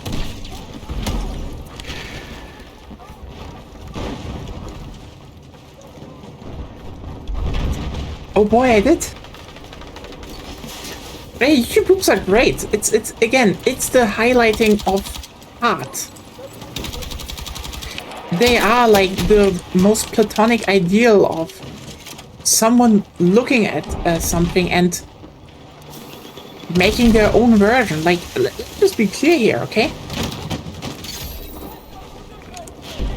I'm not being hyperbolic when I say YouTube poops are kind of like the modern version of Renaissance art, because Renaissance art, to a degree, was already inspired by art that came before it. And most of those people made their own versions of things they saw elsewhere. And YouTube poops are just that. It's people looking at things they appreciate, they love, and they want to make something about that for other people. They want to share images and, you know, ideas, and that's fantastic. And I will say, if there is one positive thing from Gen AI, it's that it kind of just showed everyone how much you cannot replace art. How much you think about art as just something on a board that, you know, makes number go up. The more you will lose everything around it. Yeah, Dante wrote a self-insert fanfiction of the Bible, and it's just a thing now. It's just that. Like, look, I put dumb stuff on the internet, okay? I try to upload something every single month. I don't know how much my characters are self-inserts or anything there. It's just, I want to write that. And at some point I'm just like, Dante wrote himself into hell. I'm sorry. This guy just did it, and it's nowadays considered perfect art. So, truly, I do not need to give a shit. Political jab fanfiction, no less. I am based, and all my political enemies are doo-doo heads.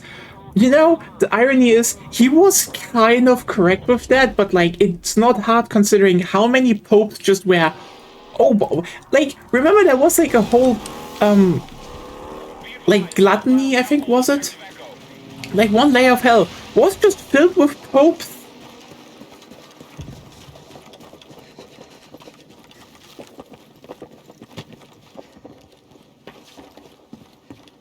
Yeah, Virgil was also into political commissions. That's true.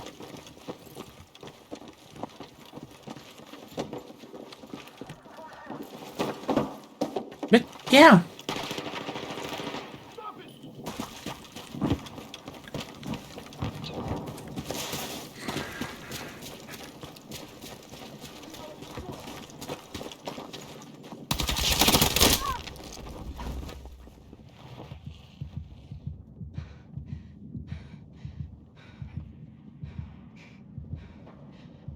Aeneid is a Iliad sequel where the cool Trojan survived and founded Rome. We will use it to justify warring with Greeks a fuck ton of years later. Ah.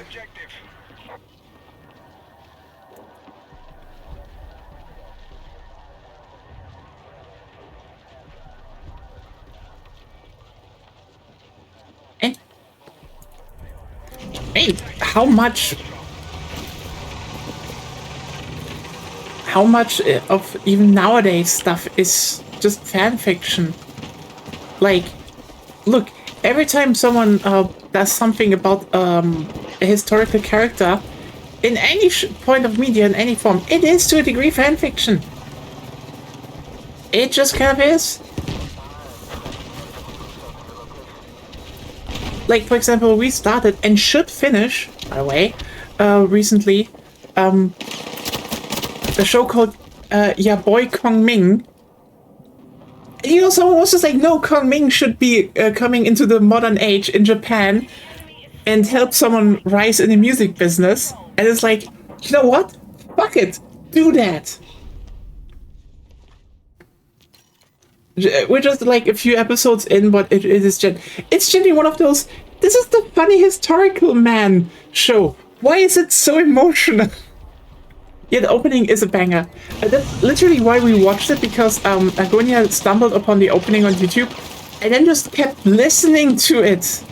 And so we just decided, okay, we're gonna watch it, okay? We're just gonna fucking watch it.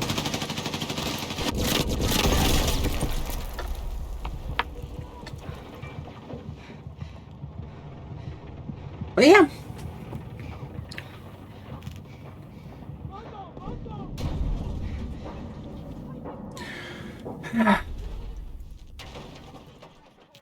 Objective.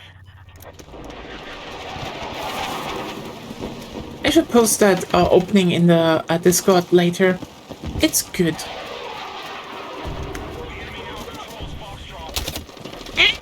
Who's shooting at me? Stop shooting at me! I don't want to be shot at. I want to talk about art and YouTube poops.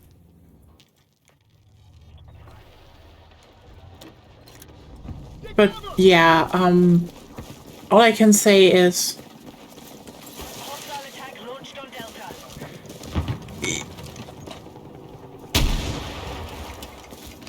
Gen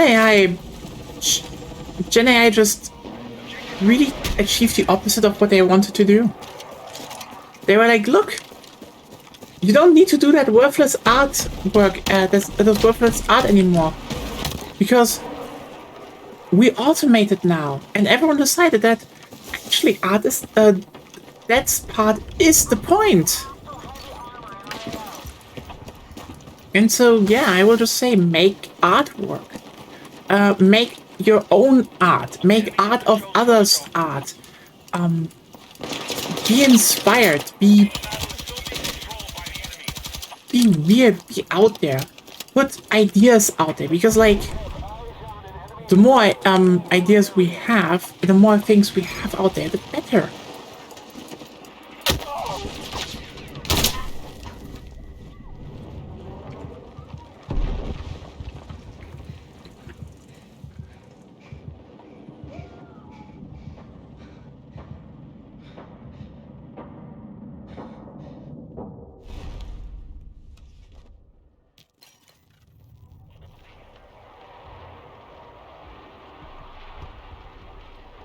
And you already put it in the Discord. Thank you, Lena.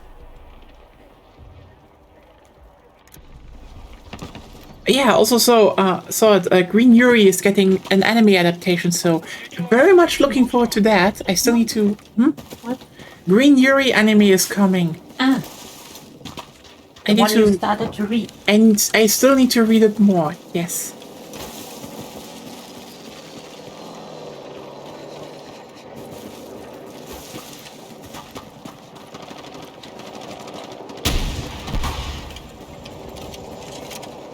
Objective Foxtrot is in enemy hands.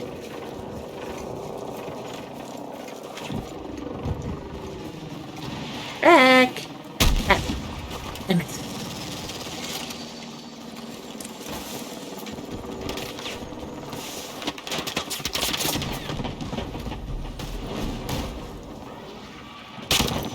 There!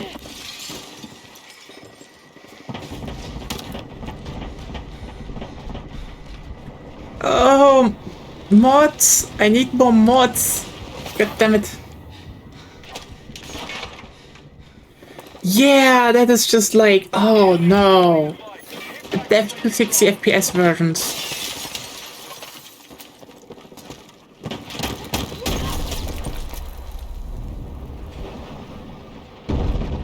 All the people that say they like they like 60 FPS upscaling, they're also into Gen AI.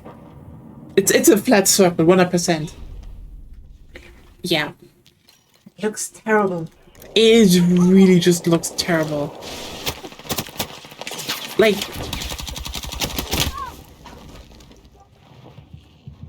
I always try to understand why that is the case, but like I think it just comes down to the fact that these people fundamentally do not understand art, but also don't have an interest in actually learning about art.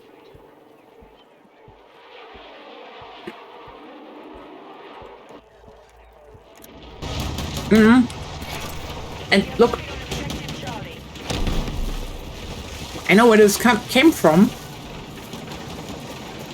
but like here we're getting into like a very uncomfortable thing, because the thing is, when they went online and they first learned a little bit about media critique, one of the earliest things I can guarantee you they learned was games running at higher frame rates are better. And here's the thing. That is true on a technical level. Like, look, and this is a big thing. Remember when there was this argument about, oh no, if our game runs at lower frame rates, it looks more cinematic. It kind of does. Like, I know people are now going to be very angry about me saying that, but like, listen. Yes, this was to a degree an excuse. Because you kind of need to say, look, we're just doing this so the game has higher quality textures and everything, and it looks good while, you know, still running at the minimum value FPS. And, you know, as long as, like, the frame values and everything is fine, they play fine. Like, there are a lot of 30 FPS games out there that play fine. Thing is just, again, most games you have better inputs and just better controls, everything, the more responses you can even pull. Like, there's a reason why Final Fantasy Tactics runs at 60 FPS, because, like, the lead designer literally was like, most people will probably not notice it, but if you actually play this game a lot, like these games a lot, you want, like, responsive menus. That's fair. Okay? It's fair. Now here's the thing, that doesn't count for animations. 60 FPS is just the refresh rate of things. And the fact that this was never specified, that people never learned the specifics of what frames mean. Okay? That is a problem.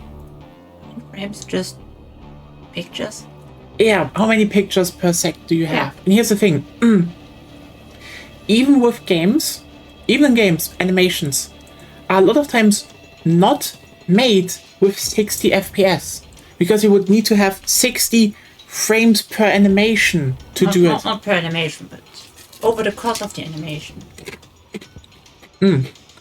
Yeah. A lot of them don't use that. And that's fine. Because the thing is, especially when you go into the animation business, lower frame rates usually actually make for some better looking animations actually. Because of how brains work. Exactly. Now, when we, for example, look at gun animations, etc., yeah, you can also do it at higher frame rates and it could also look good, but also that is a lot more work to do. Like, holy shit. But again, most people basically didn't watch it like, I'm just going to put it like this here. Most gamers do not watch a lot of movies. Period. Like, I'm sorry. They basically, look, most people that play video games are just very media, not only media illiterate, but also media incurious, okay?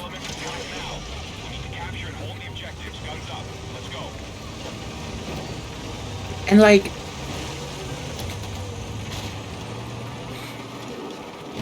look, one of the best examples is just, if you look at a movie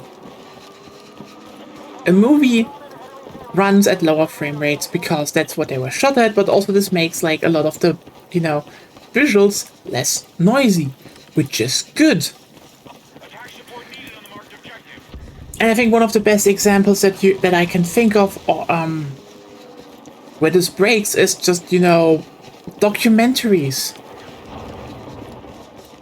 soap operas. All of those actually just use cheaper cameras that, you know, record at higher frame rates because it's cheaper. And they all look weird. And then there's the big one. The Hobbit trilogy. Look, I actually like the Hobbit movies. Yeah, like, after the first movie, it's basically fan fiction. It's still a Peter Jackson movie. Like, it's a Peter Jackson movie where he was, like, quite literally strung up on a meat hook by his feet and then forced to do it with nothing. No one would have done it better. I'm sorry.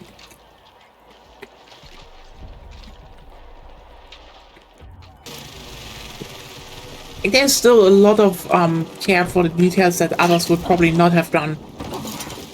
But still, that's a different topic. They also shot the movie with 48 FPS. We no longer hold Charlie. And you see that. That it just looks a bit off. Because, again, our brain is trained that movies should not look that fast. Now, conversely,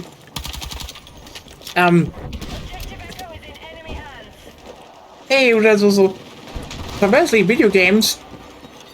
Yeah, we are now trained that video games should look faster and more fluid. So obviously 60 FPS is fine, but again, this has nothing to do with how you animate things. And if you then just run interpolation shit through, you know, 24 or 30 FPS animations, it will look like shit. But because some people grew up just with, oh, 60 FPS is better and, you know, never learned the fucking details, well, that's what we're stuck with. Oh, welcome, how are you doing?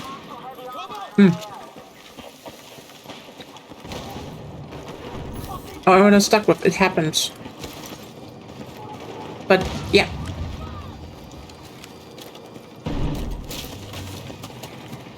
But we need a general purge of, oh look, this anime in 60 FPS 4K, go away.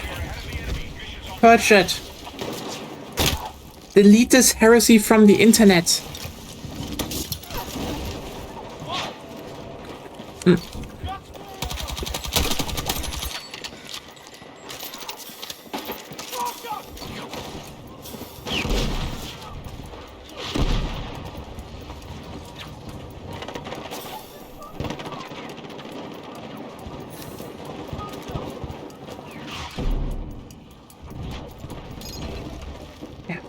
are you?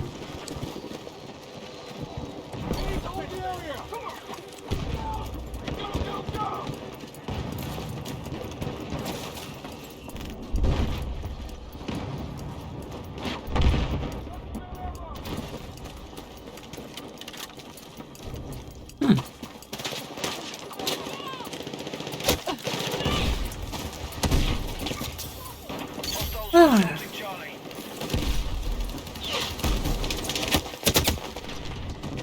But yeah, generally, make more art, everyone.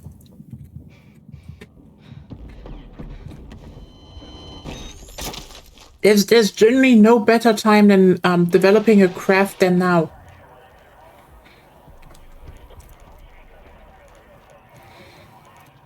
I think the funniest bit is that Michael Bay called that, and he was just dead on the money. That people can never outcompete with like real craft, and yeah.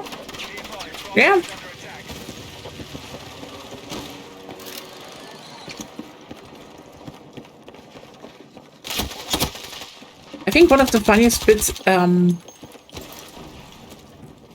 that also came to light recently is that those people from like movies, etc., that we all thought of as, oh, they're not good, they're hack jobs. They were always more in it for the craft itself than anything. I can't believe I read Martin Scorsese and Michael Bay voiced opposite opinions on something, and I agree with the latter. Yeah, like that's the thing, you know. Look, if someone makes I think that there's this thing, I would say. If you make art that is really, really popular, okay, you usually start getting into the idea of, well, you know, what I do, get into this idea of, you know, what I do and my ideas are, you know, infallible.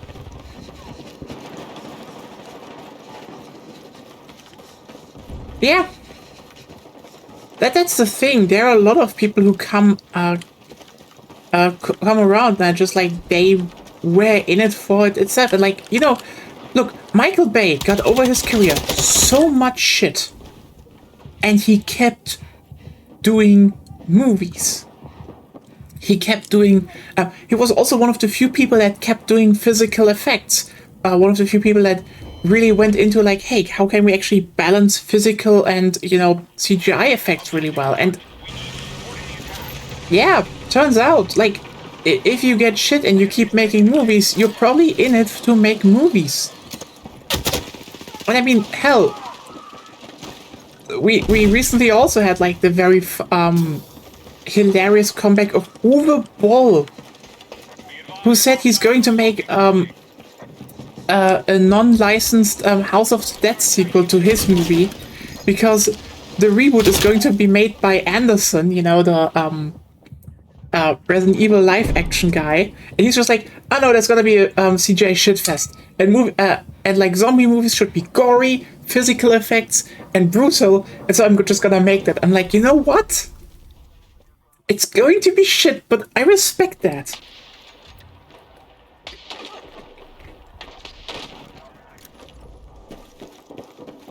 He specifically had beef with him, and he's just like, yeah, no, I'm just gonna make an unofficial one. It's like, yeah.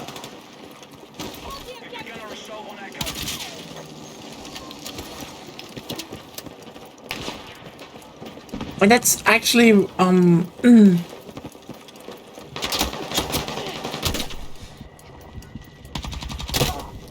yeah.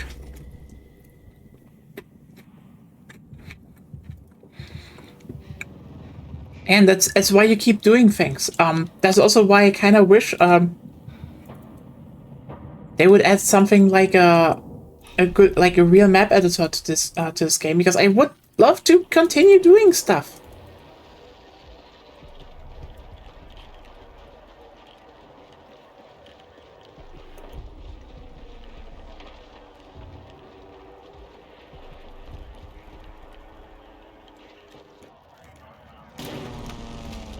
Yeah, I think we could just keep seeing more and more. I think, is Michael Bay actually doing something recently? I don't know. But, yeah. Be advised, Bravo is under enemy control.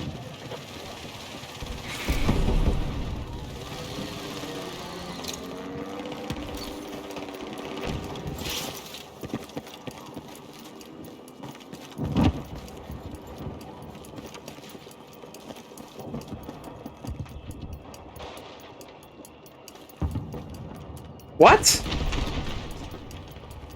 Did that thing just rip? Hostiles have the Okay. lead. Hostiles are attacking objective Charlie. I guess. Hostiles are ahead of us. Wonder if you turned around on that. Would be very funny to see, but who knows? I haven't heard about his work on it. The last thing he did was like Pain and Gain. And that was supposed to be pretty good actually, but yeah.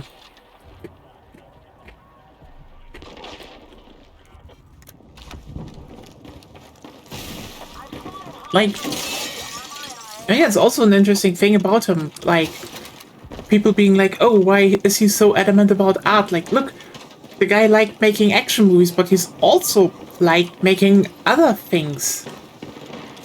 Like, he made comedies, he made satires, hell, he once made a love drama.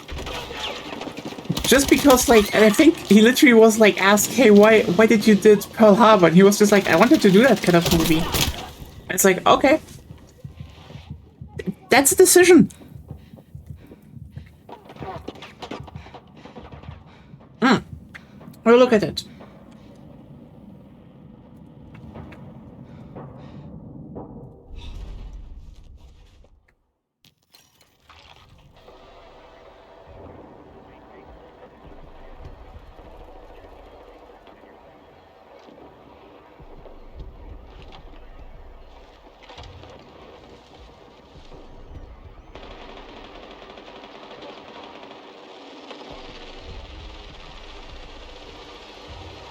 That's...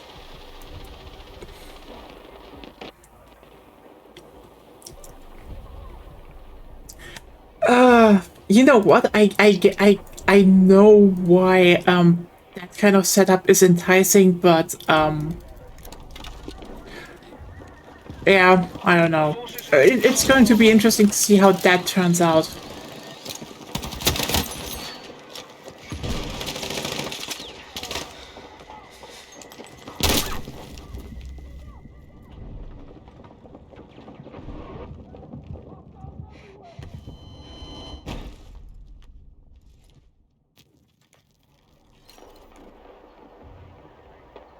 Oh yeah, absolutely.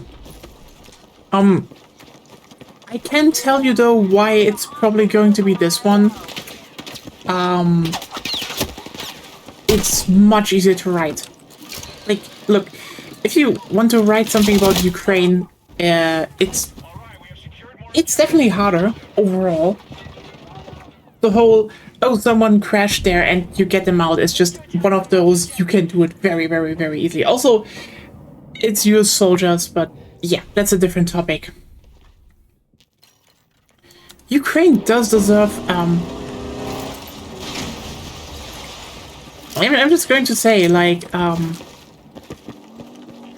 are attacking objective Bravo.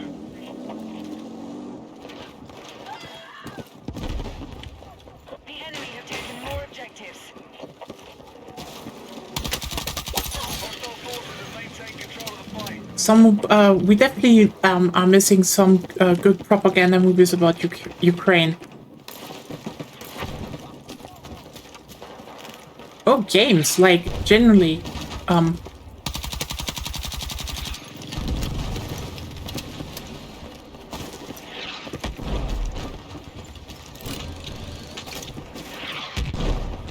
we'll still need to see how that, I mean, that still will go on for a while, because, like, no, sadly, okay, you know what the worst part is about, oh yeah,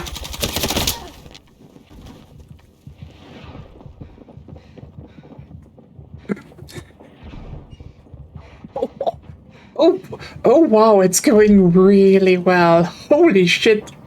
I did not know that. I don't think most people know that, but holy shit. I'm I'm not surprised. You know what the problem is about a Ukraine movie? Like, you basically have two setups. Okay, technically three, but that's a different topic. Okay, and all of them are. One of them is highly I wouldn't say questionable, but it's definitely one of those you can get so much wrong. One is, yeah, you can do it, and the other one is. One is the easiest one, and one is the most realistic one, but really hard to pull off. So first of all, you can make one about the defense of Mariupol. Genuinely, that would be, that would be a very depressing movie, and I do not think, I do not know if that should actually be made into a movie, but different topic. Then obviously the easiest one, the Ukrainian counteroffensive. You could definitely make this into like a very, very easy war movie, but again, very bleak ending.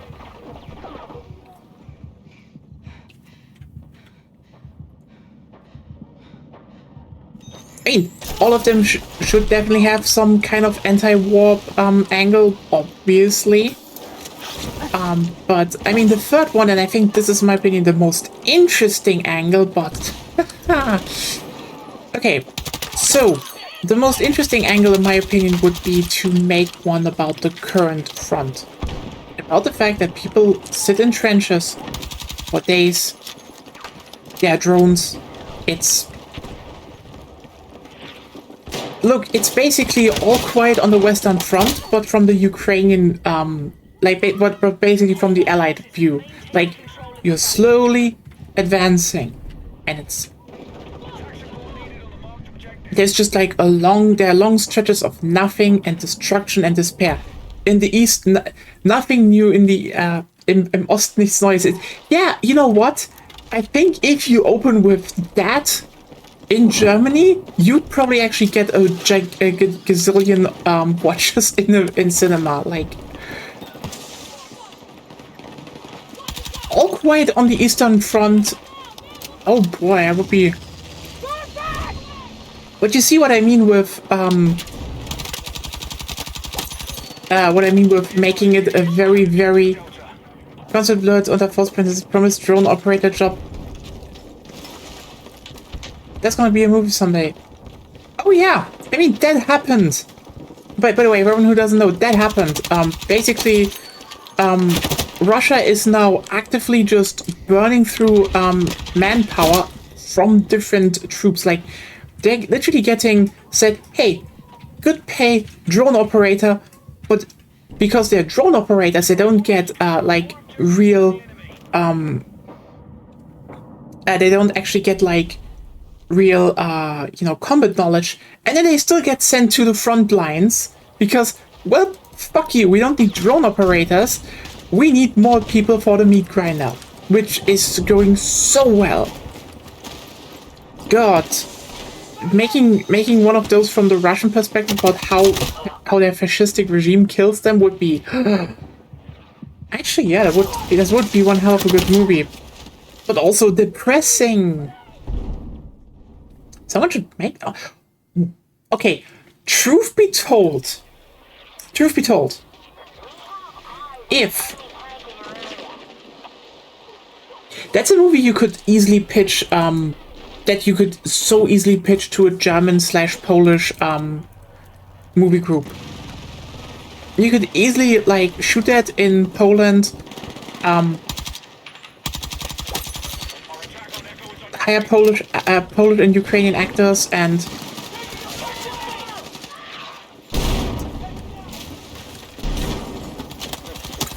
would be something.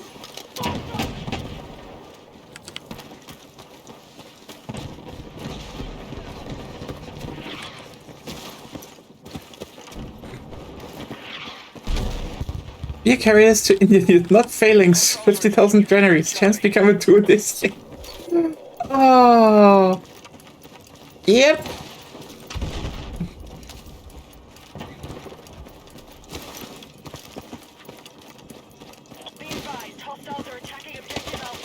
Yeah, that's the thing. You know what? It would be probably one of the best things, but you should definitely do it from the Ukrainian perspective. Because, like, I'm sorry, this is one of those... Look, the thing about the First World War is both sides sucked. Making it, just showing the blatant young people from both sides through the similar means of imperialism killing each other, that worked. It's going to not keep winning. Yeah, I mean, I do think that movie should come out afterwards. And definitely should still have clear signs in it that Russia is just the evil ones, but I think right now a movie from the Ukrainian perspective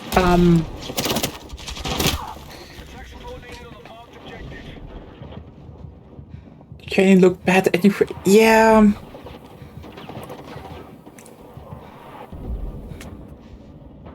And then they get angry when you call them out as tankies. And they're like, that is actually a fascist word. No, it's a leftist word from history, from lefties, because we all know who you are.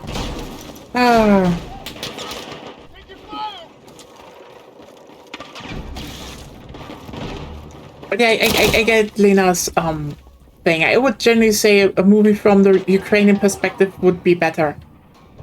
Because, like, you could definitely make it a bit of an anthology thing, like, you know, going through the years of, like, a tank crew, of the first victories, of the stalemates, and then you could definitely end it with, like, leftists are the real fascists. Oh, God.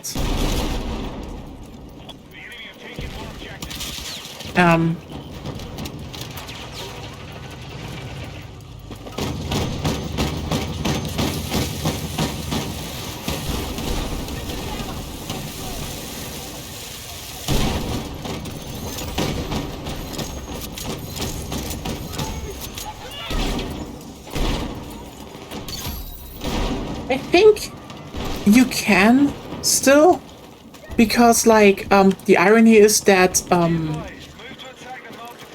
the drones are not that, like, look, here's the thing. Most drones nowadays are just very fancy wire-guided missiles. Period. It's just the thing, you know, they're just very fancy wire-guided missiles.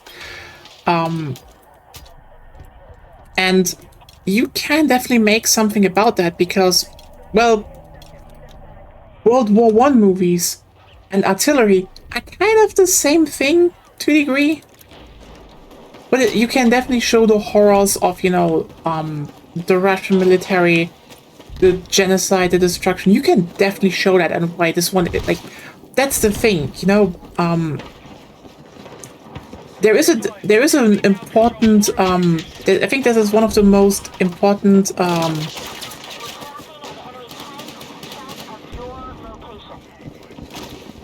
I mean, most of them are on the front lines, but still, this is what I mean with, it's definitely hard to pull off, but you can do it. The big problem here is, and I think that is actually kind of hard. Well, it's not that hard to do, but it is a thing to keep in mind, because, like,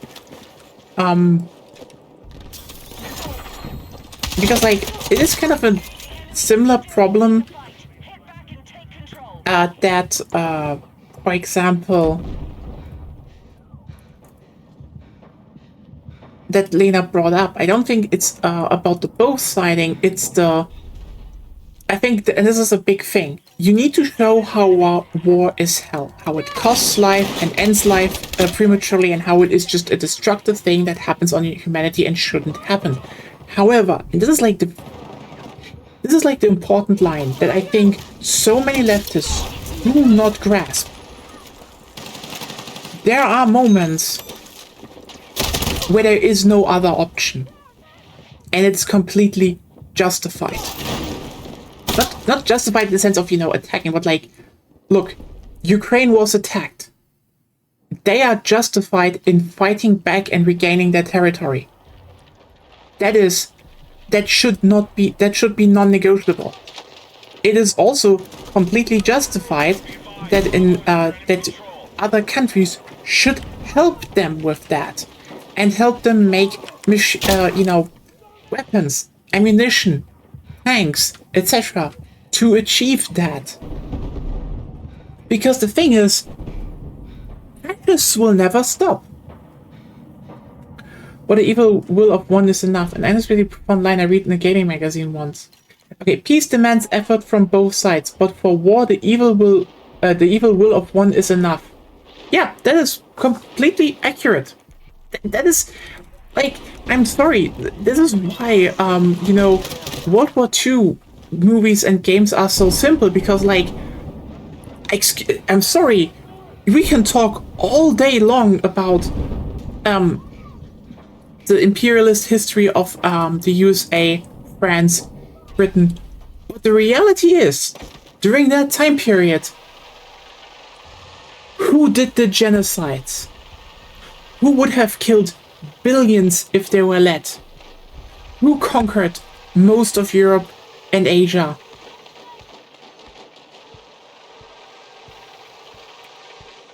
And that is, again, one of those things when people always come back to. You're like, oh,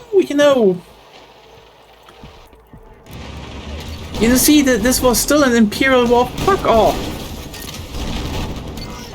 The Nazis were evil. The Nazis murdered millions. And also the Nazis did not stop until Berlin was bombed to the ground. And their glorious leader shot himself in the head.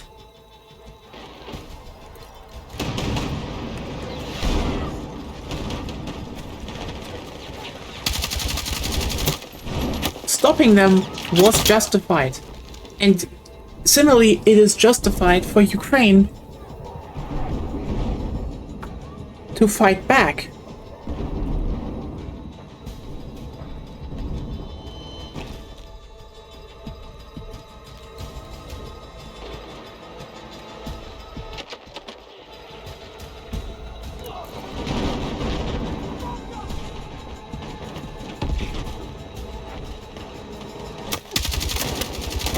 Oh yeah. Oh yeah, that's like...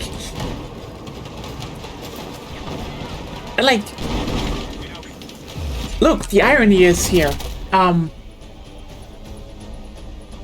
The people under this mustache Georgian, they generally didn't have really a choice, because like for them this was fight and die, or give up and die. So they choose fighting, obviously. Like that's the one reason the Soviet army did not collapse, because the simple truth for them was they just had two options, and so they chose. But truth be told, this was all preventable from the start.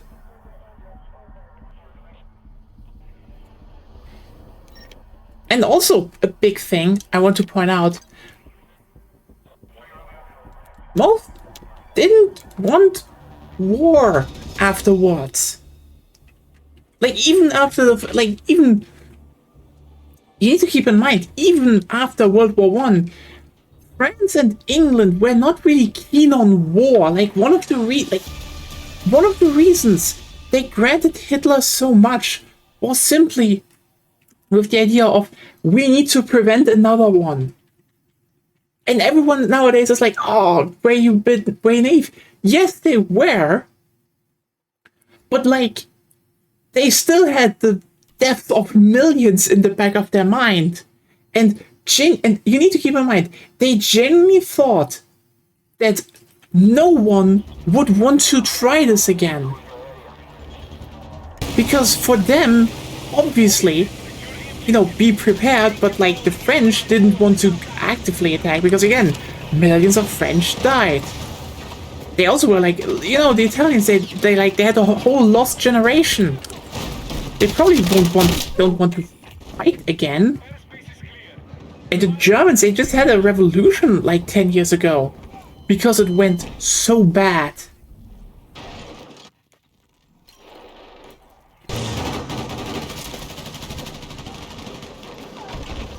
But again, that's the thing.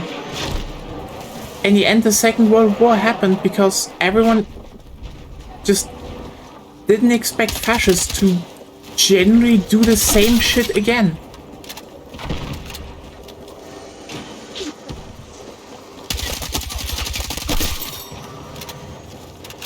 Anyway.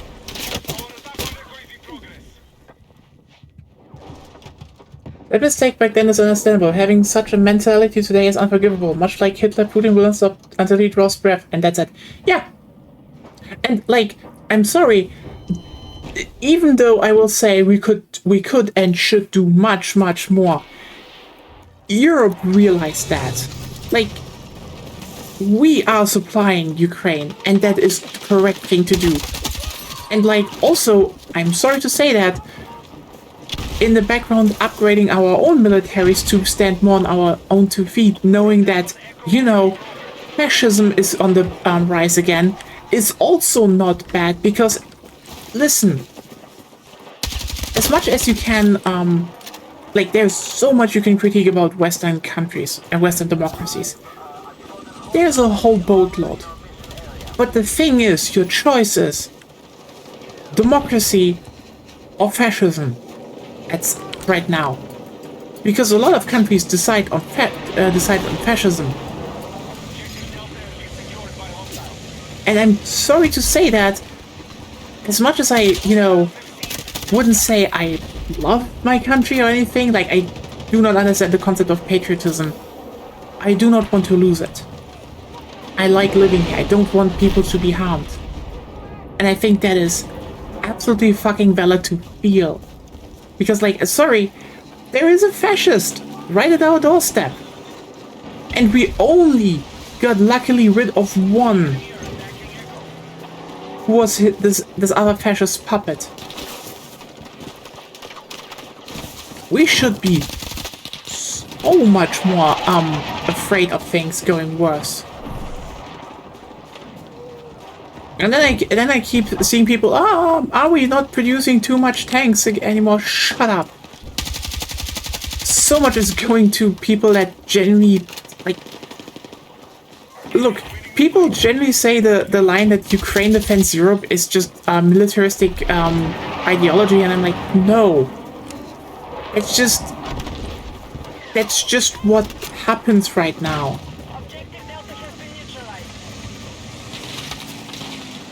Most of Eastern Europe is not invaded because Russia is biting their teeth out on Ukraine. That's a fact.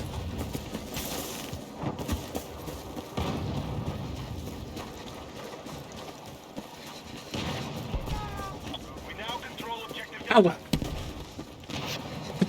God, the topics went depressing today, but yeah. I'm sorry. I will be pissed about that because, like, I'm sorry.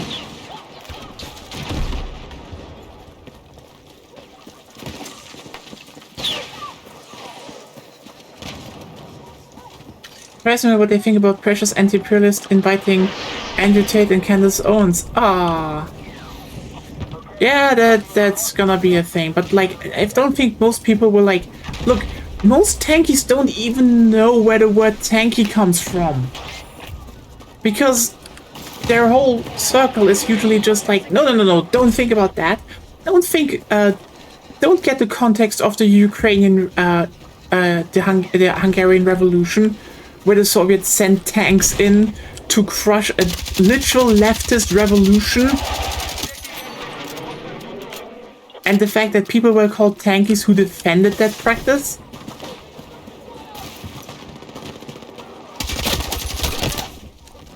I think that is one of those things a lot of them never want to listen to, because, like, every single time there was any attempt of revolution in like a bunch of the Soviet states and blocks, it was usually by leftists. Like, there were Leninists in the Hungarian Revolution. They genuinely just were like, look, we just want to have some democracy right now. They didn't want to abandon socialism. They weren't even that much in for abandoning the Soviet Union that much.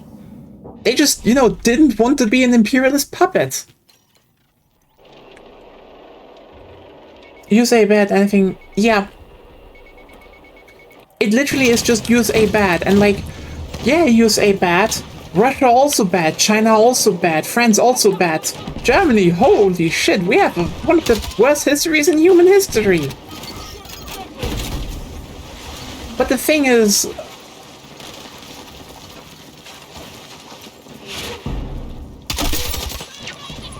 that's just not how stuff works.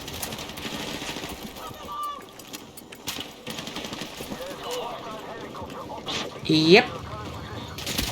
Because Democrats usually are a little bit less nice to Russia, and that's it.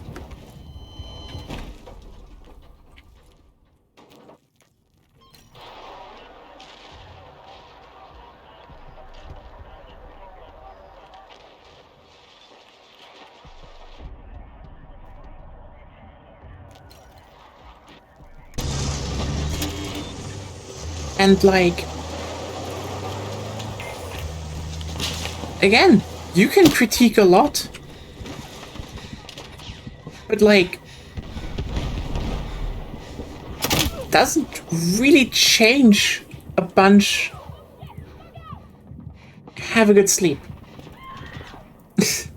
Thank you. We'll probably, I will also gonna be done in like half an hour or so. So we're gonna be it's gonna be over soon.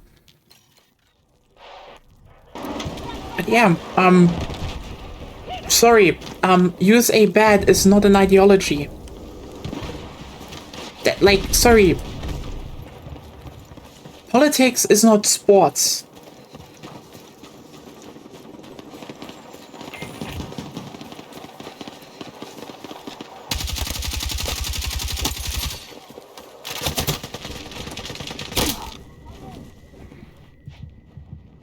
But like, I keep saying that most people's ideology at the very end is usually, I want to be the boot for once.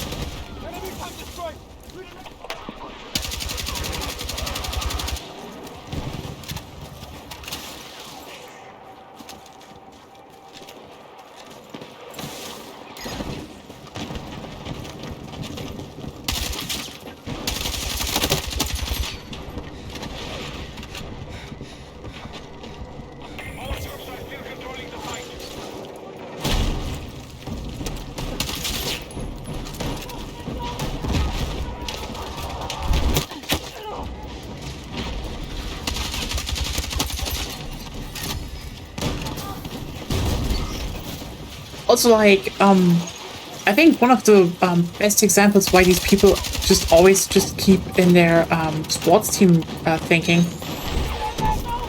Like, there is this inherent thing that will always be proposed, also by fascists, by the way, that ideologies are immutable. And not that general sentiment can actually shift very, very fast. Like, look, a good example is, yeah, we had 4 years, basically, a lot of propaganda by rich people over time about, for example, how Iran is bad, or, you know, how Israel is justified in their actions. And probably most people never thought about it more than the surface level. But I will just say, there is a real cultural shift happening in real time right now, and those people that kept up the propaganda, they are getting desperate. Because there is a lot of shit that you just can't hide.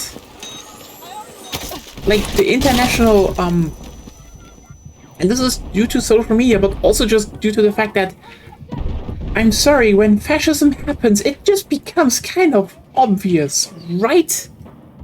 Like, I'm sorry, if someone goes and is like, oh, well, you know, actually, Russia was justified in attacking Ukraine because, you know, NATO went to their borders, and look, you don't even need to have context like, Poland literally threatening to develop a nuclear bomb if they were not let into NATO. That happened. So yeah, NATO expansion, NATO wanted to expand eastward, right? Not, you know, a lot of Eastern countries wanting to get the fuck away from Russia. And that's the thing. And, like, you don't even need that context. When you hear it, you're probably gonna be like, yeah, it makes sense. That makes total sense. It's just going to be very obvious, still in the end, who attacked who. And that will keep being true. And people will keep realizing that, you know? That's what I mean. The shift is happening.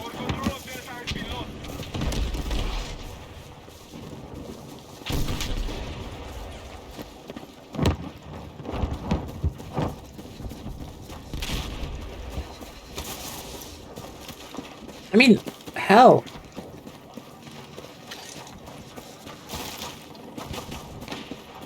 New York elected Bandani. He ran against someone who had probably one of the most racist campaigns, hate campaigns, literally, against him in ever. And it still didn't work.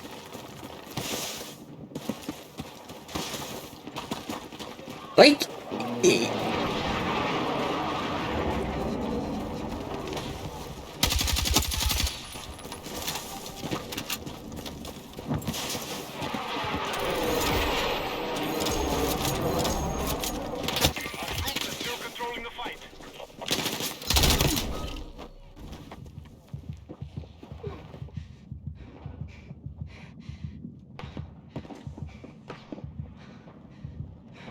I can confirm enemy vehicle operating in your area.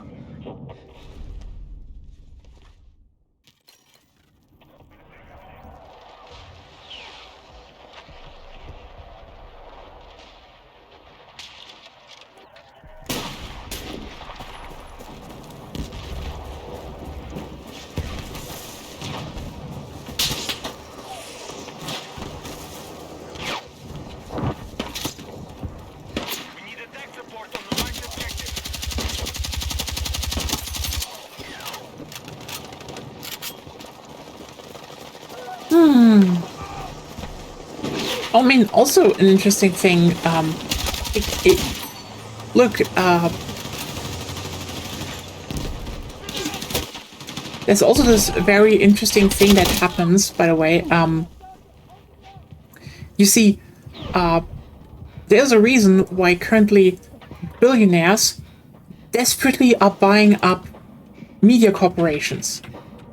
Because here's an interesting thing about private media. They usually do not really care that much about politics. I know, this sounds weird, okay? But, like, there's an interesting story about that from Germany. See, a thing that happened is, you know, after World War II, what happened was the Allies were like, oh no, you know what? Germany should have, like, you know, publicly financed, well, public TV, like, similar to the British model. And Konrad Adenauer didn't like that. He rather wanted to also have something that was, you know, more, that was closer aligned with the current government. And so he actually funded one, Troops have lost objective Echo. which was then shut down, by the way, by which was then shut down and turned into the second public broadcasting channel, which is hilarious. But yeah, it's not that conservatives stopped that. What they then tried, and they set up something called partners that set up something called Radio Télévision Luxembourg, which is RTL for short here. And RTL was specifically said to be a conservative counterbalance to, you know, the left-wing public media. Now, fast forward to now, guess what happened to all those public TV stations? Just take a wild guess where they shifted. And by the way, those were TV stations that literally, when they were started and they had deals like, you know, literally hosting prime ministers and the chancellor, like in a document in a weekly talk, which you could argue was propaganda, which it was. Again, take a funny wild guess what happened. Yeah, they stopped doing that because it turns out being a propaganda channel is not profitable. So, in an ironic twist, it's another one of those things where you can say the market ironically regulated itself. Because, yeah, why would people tune in to listen to the Chancellor talk in a talk show? Usually they don't. So they dropped that for late night talk shows. And a lot of skin and titties. Because that's what people wanted to watch. And yeah, there was like a lot of like, then was reality TV, but like also they went all generally more left. Because turns out left-leaning comedy became more and more popular. So that's why they did that. And like, by the way, that's why Warner Brothers is being bought up. And that's what happens in USA. This is why the right-wing people are buying up the media stations. Because, listen, I can almost guarantee you, they are not profitable. They all, those channels after the takeover of from Paramount, they will not be profitable. But that's not the point. The point is that these right-wing billionaires want to shout 24/7 propaganda, and they needed to actually force that in because, again, if you let media just do their job, they will generally tend to be more open because that is usually what people, because they usually go where people want to, what to hear, what to watch. They just, and like most of the time, they just ignore shit. Oops.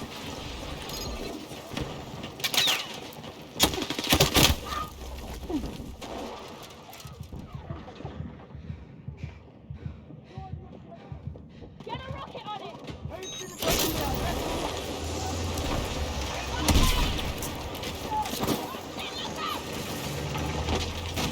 Oh well.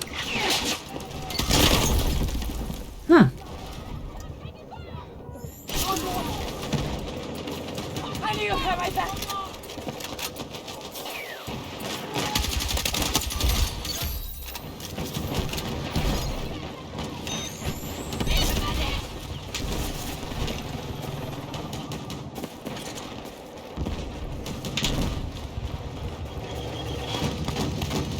I missed the times where we talked about hot girls on this stream. I remember it like it was an hour ago.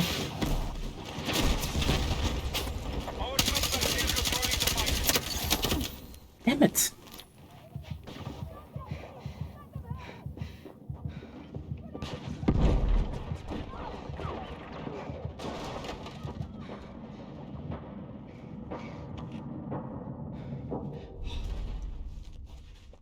any more good girls to raid at the end, Lena? You have some wildcard you can throw at me?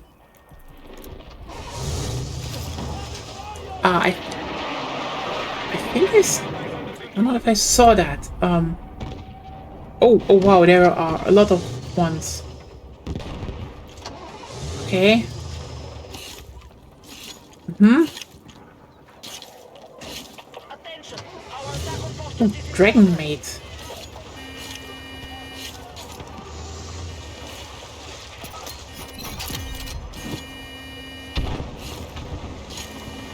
Okay, I have two I will probably say something about.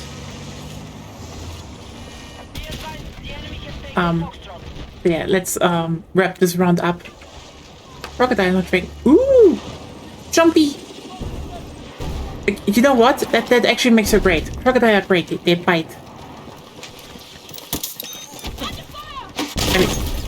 I mean, stop using your grenade launcher. That's illegal. Objective marked. Support the attack.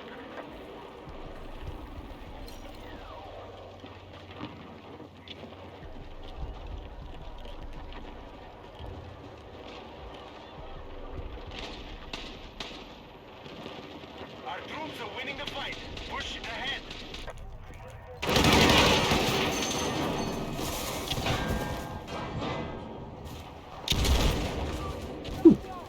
Both crocodile girls.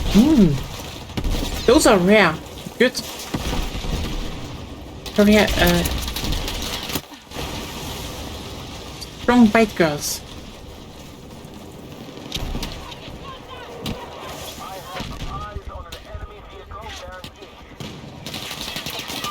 Grab what you can.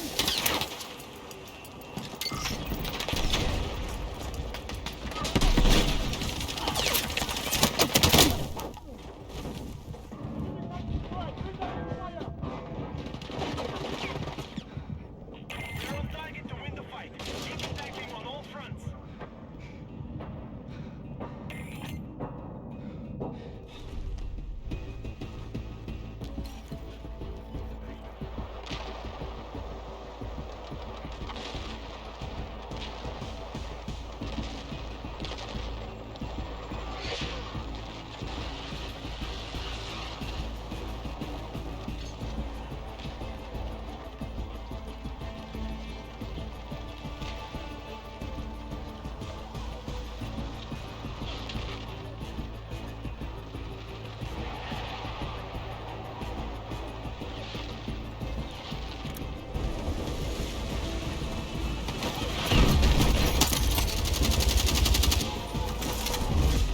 I mean, you showed me them, and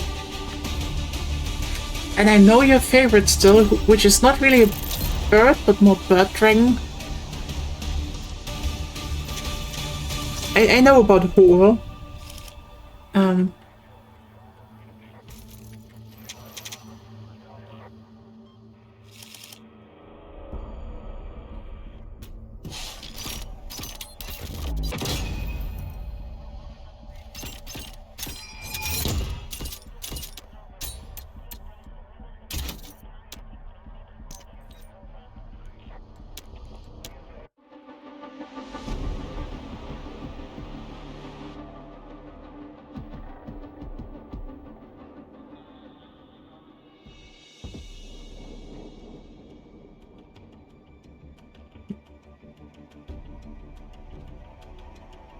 All right. We're pretty fine here, I'd say. Okay. Last girl rating round. So, Gabrielle. Crocodile girl. Honestly, really like her. Again, this is what I mean with they know, how to... I would say, the heels are a bit goofy. Like, she probably would have looked better with boots, in my opinion. But like, that is a good crocodile tail. That's a good tail. It is also a nice, smirky face. Good design. Again, I would say the heels drag it down to a 7. Like, if she had boots, that would be probably a 9 out of 10, in my opinion. So, and, how's she called again? Snegoroshka.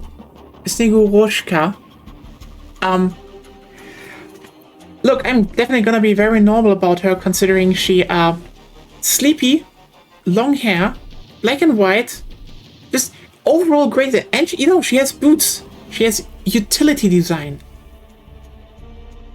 And mature woman, very, very hot. And glasses.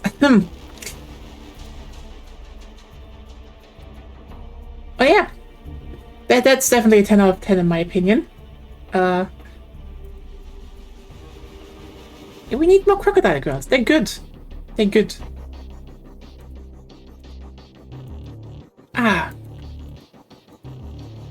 But yeah, thanks everyone for tuning in.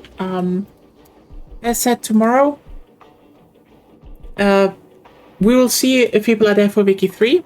We will restream Summer Game Fest, obviously.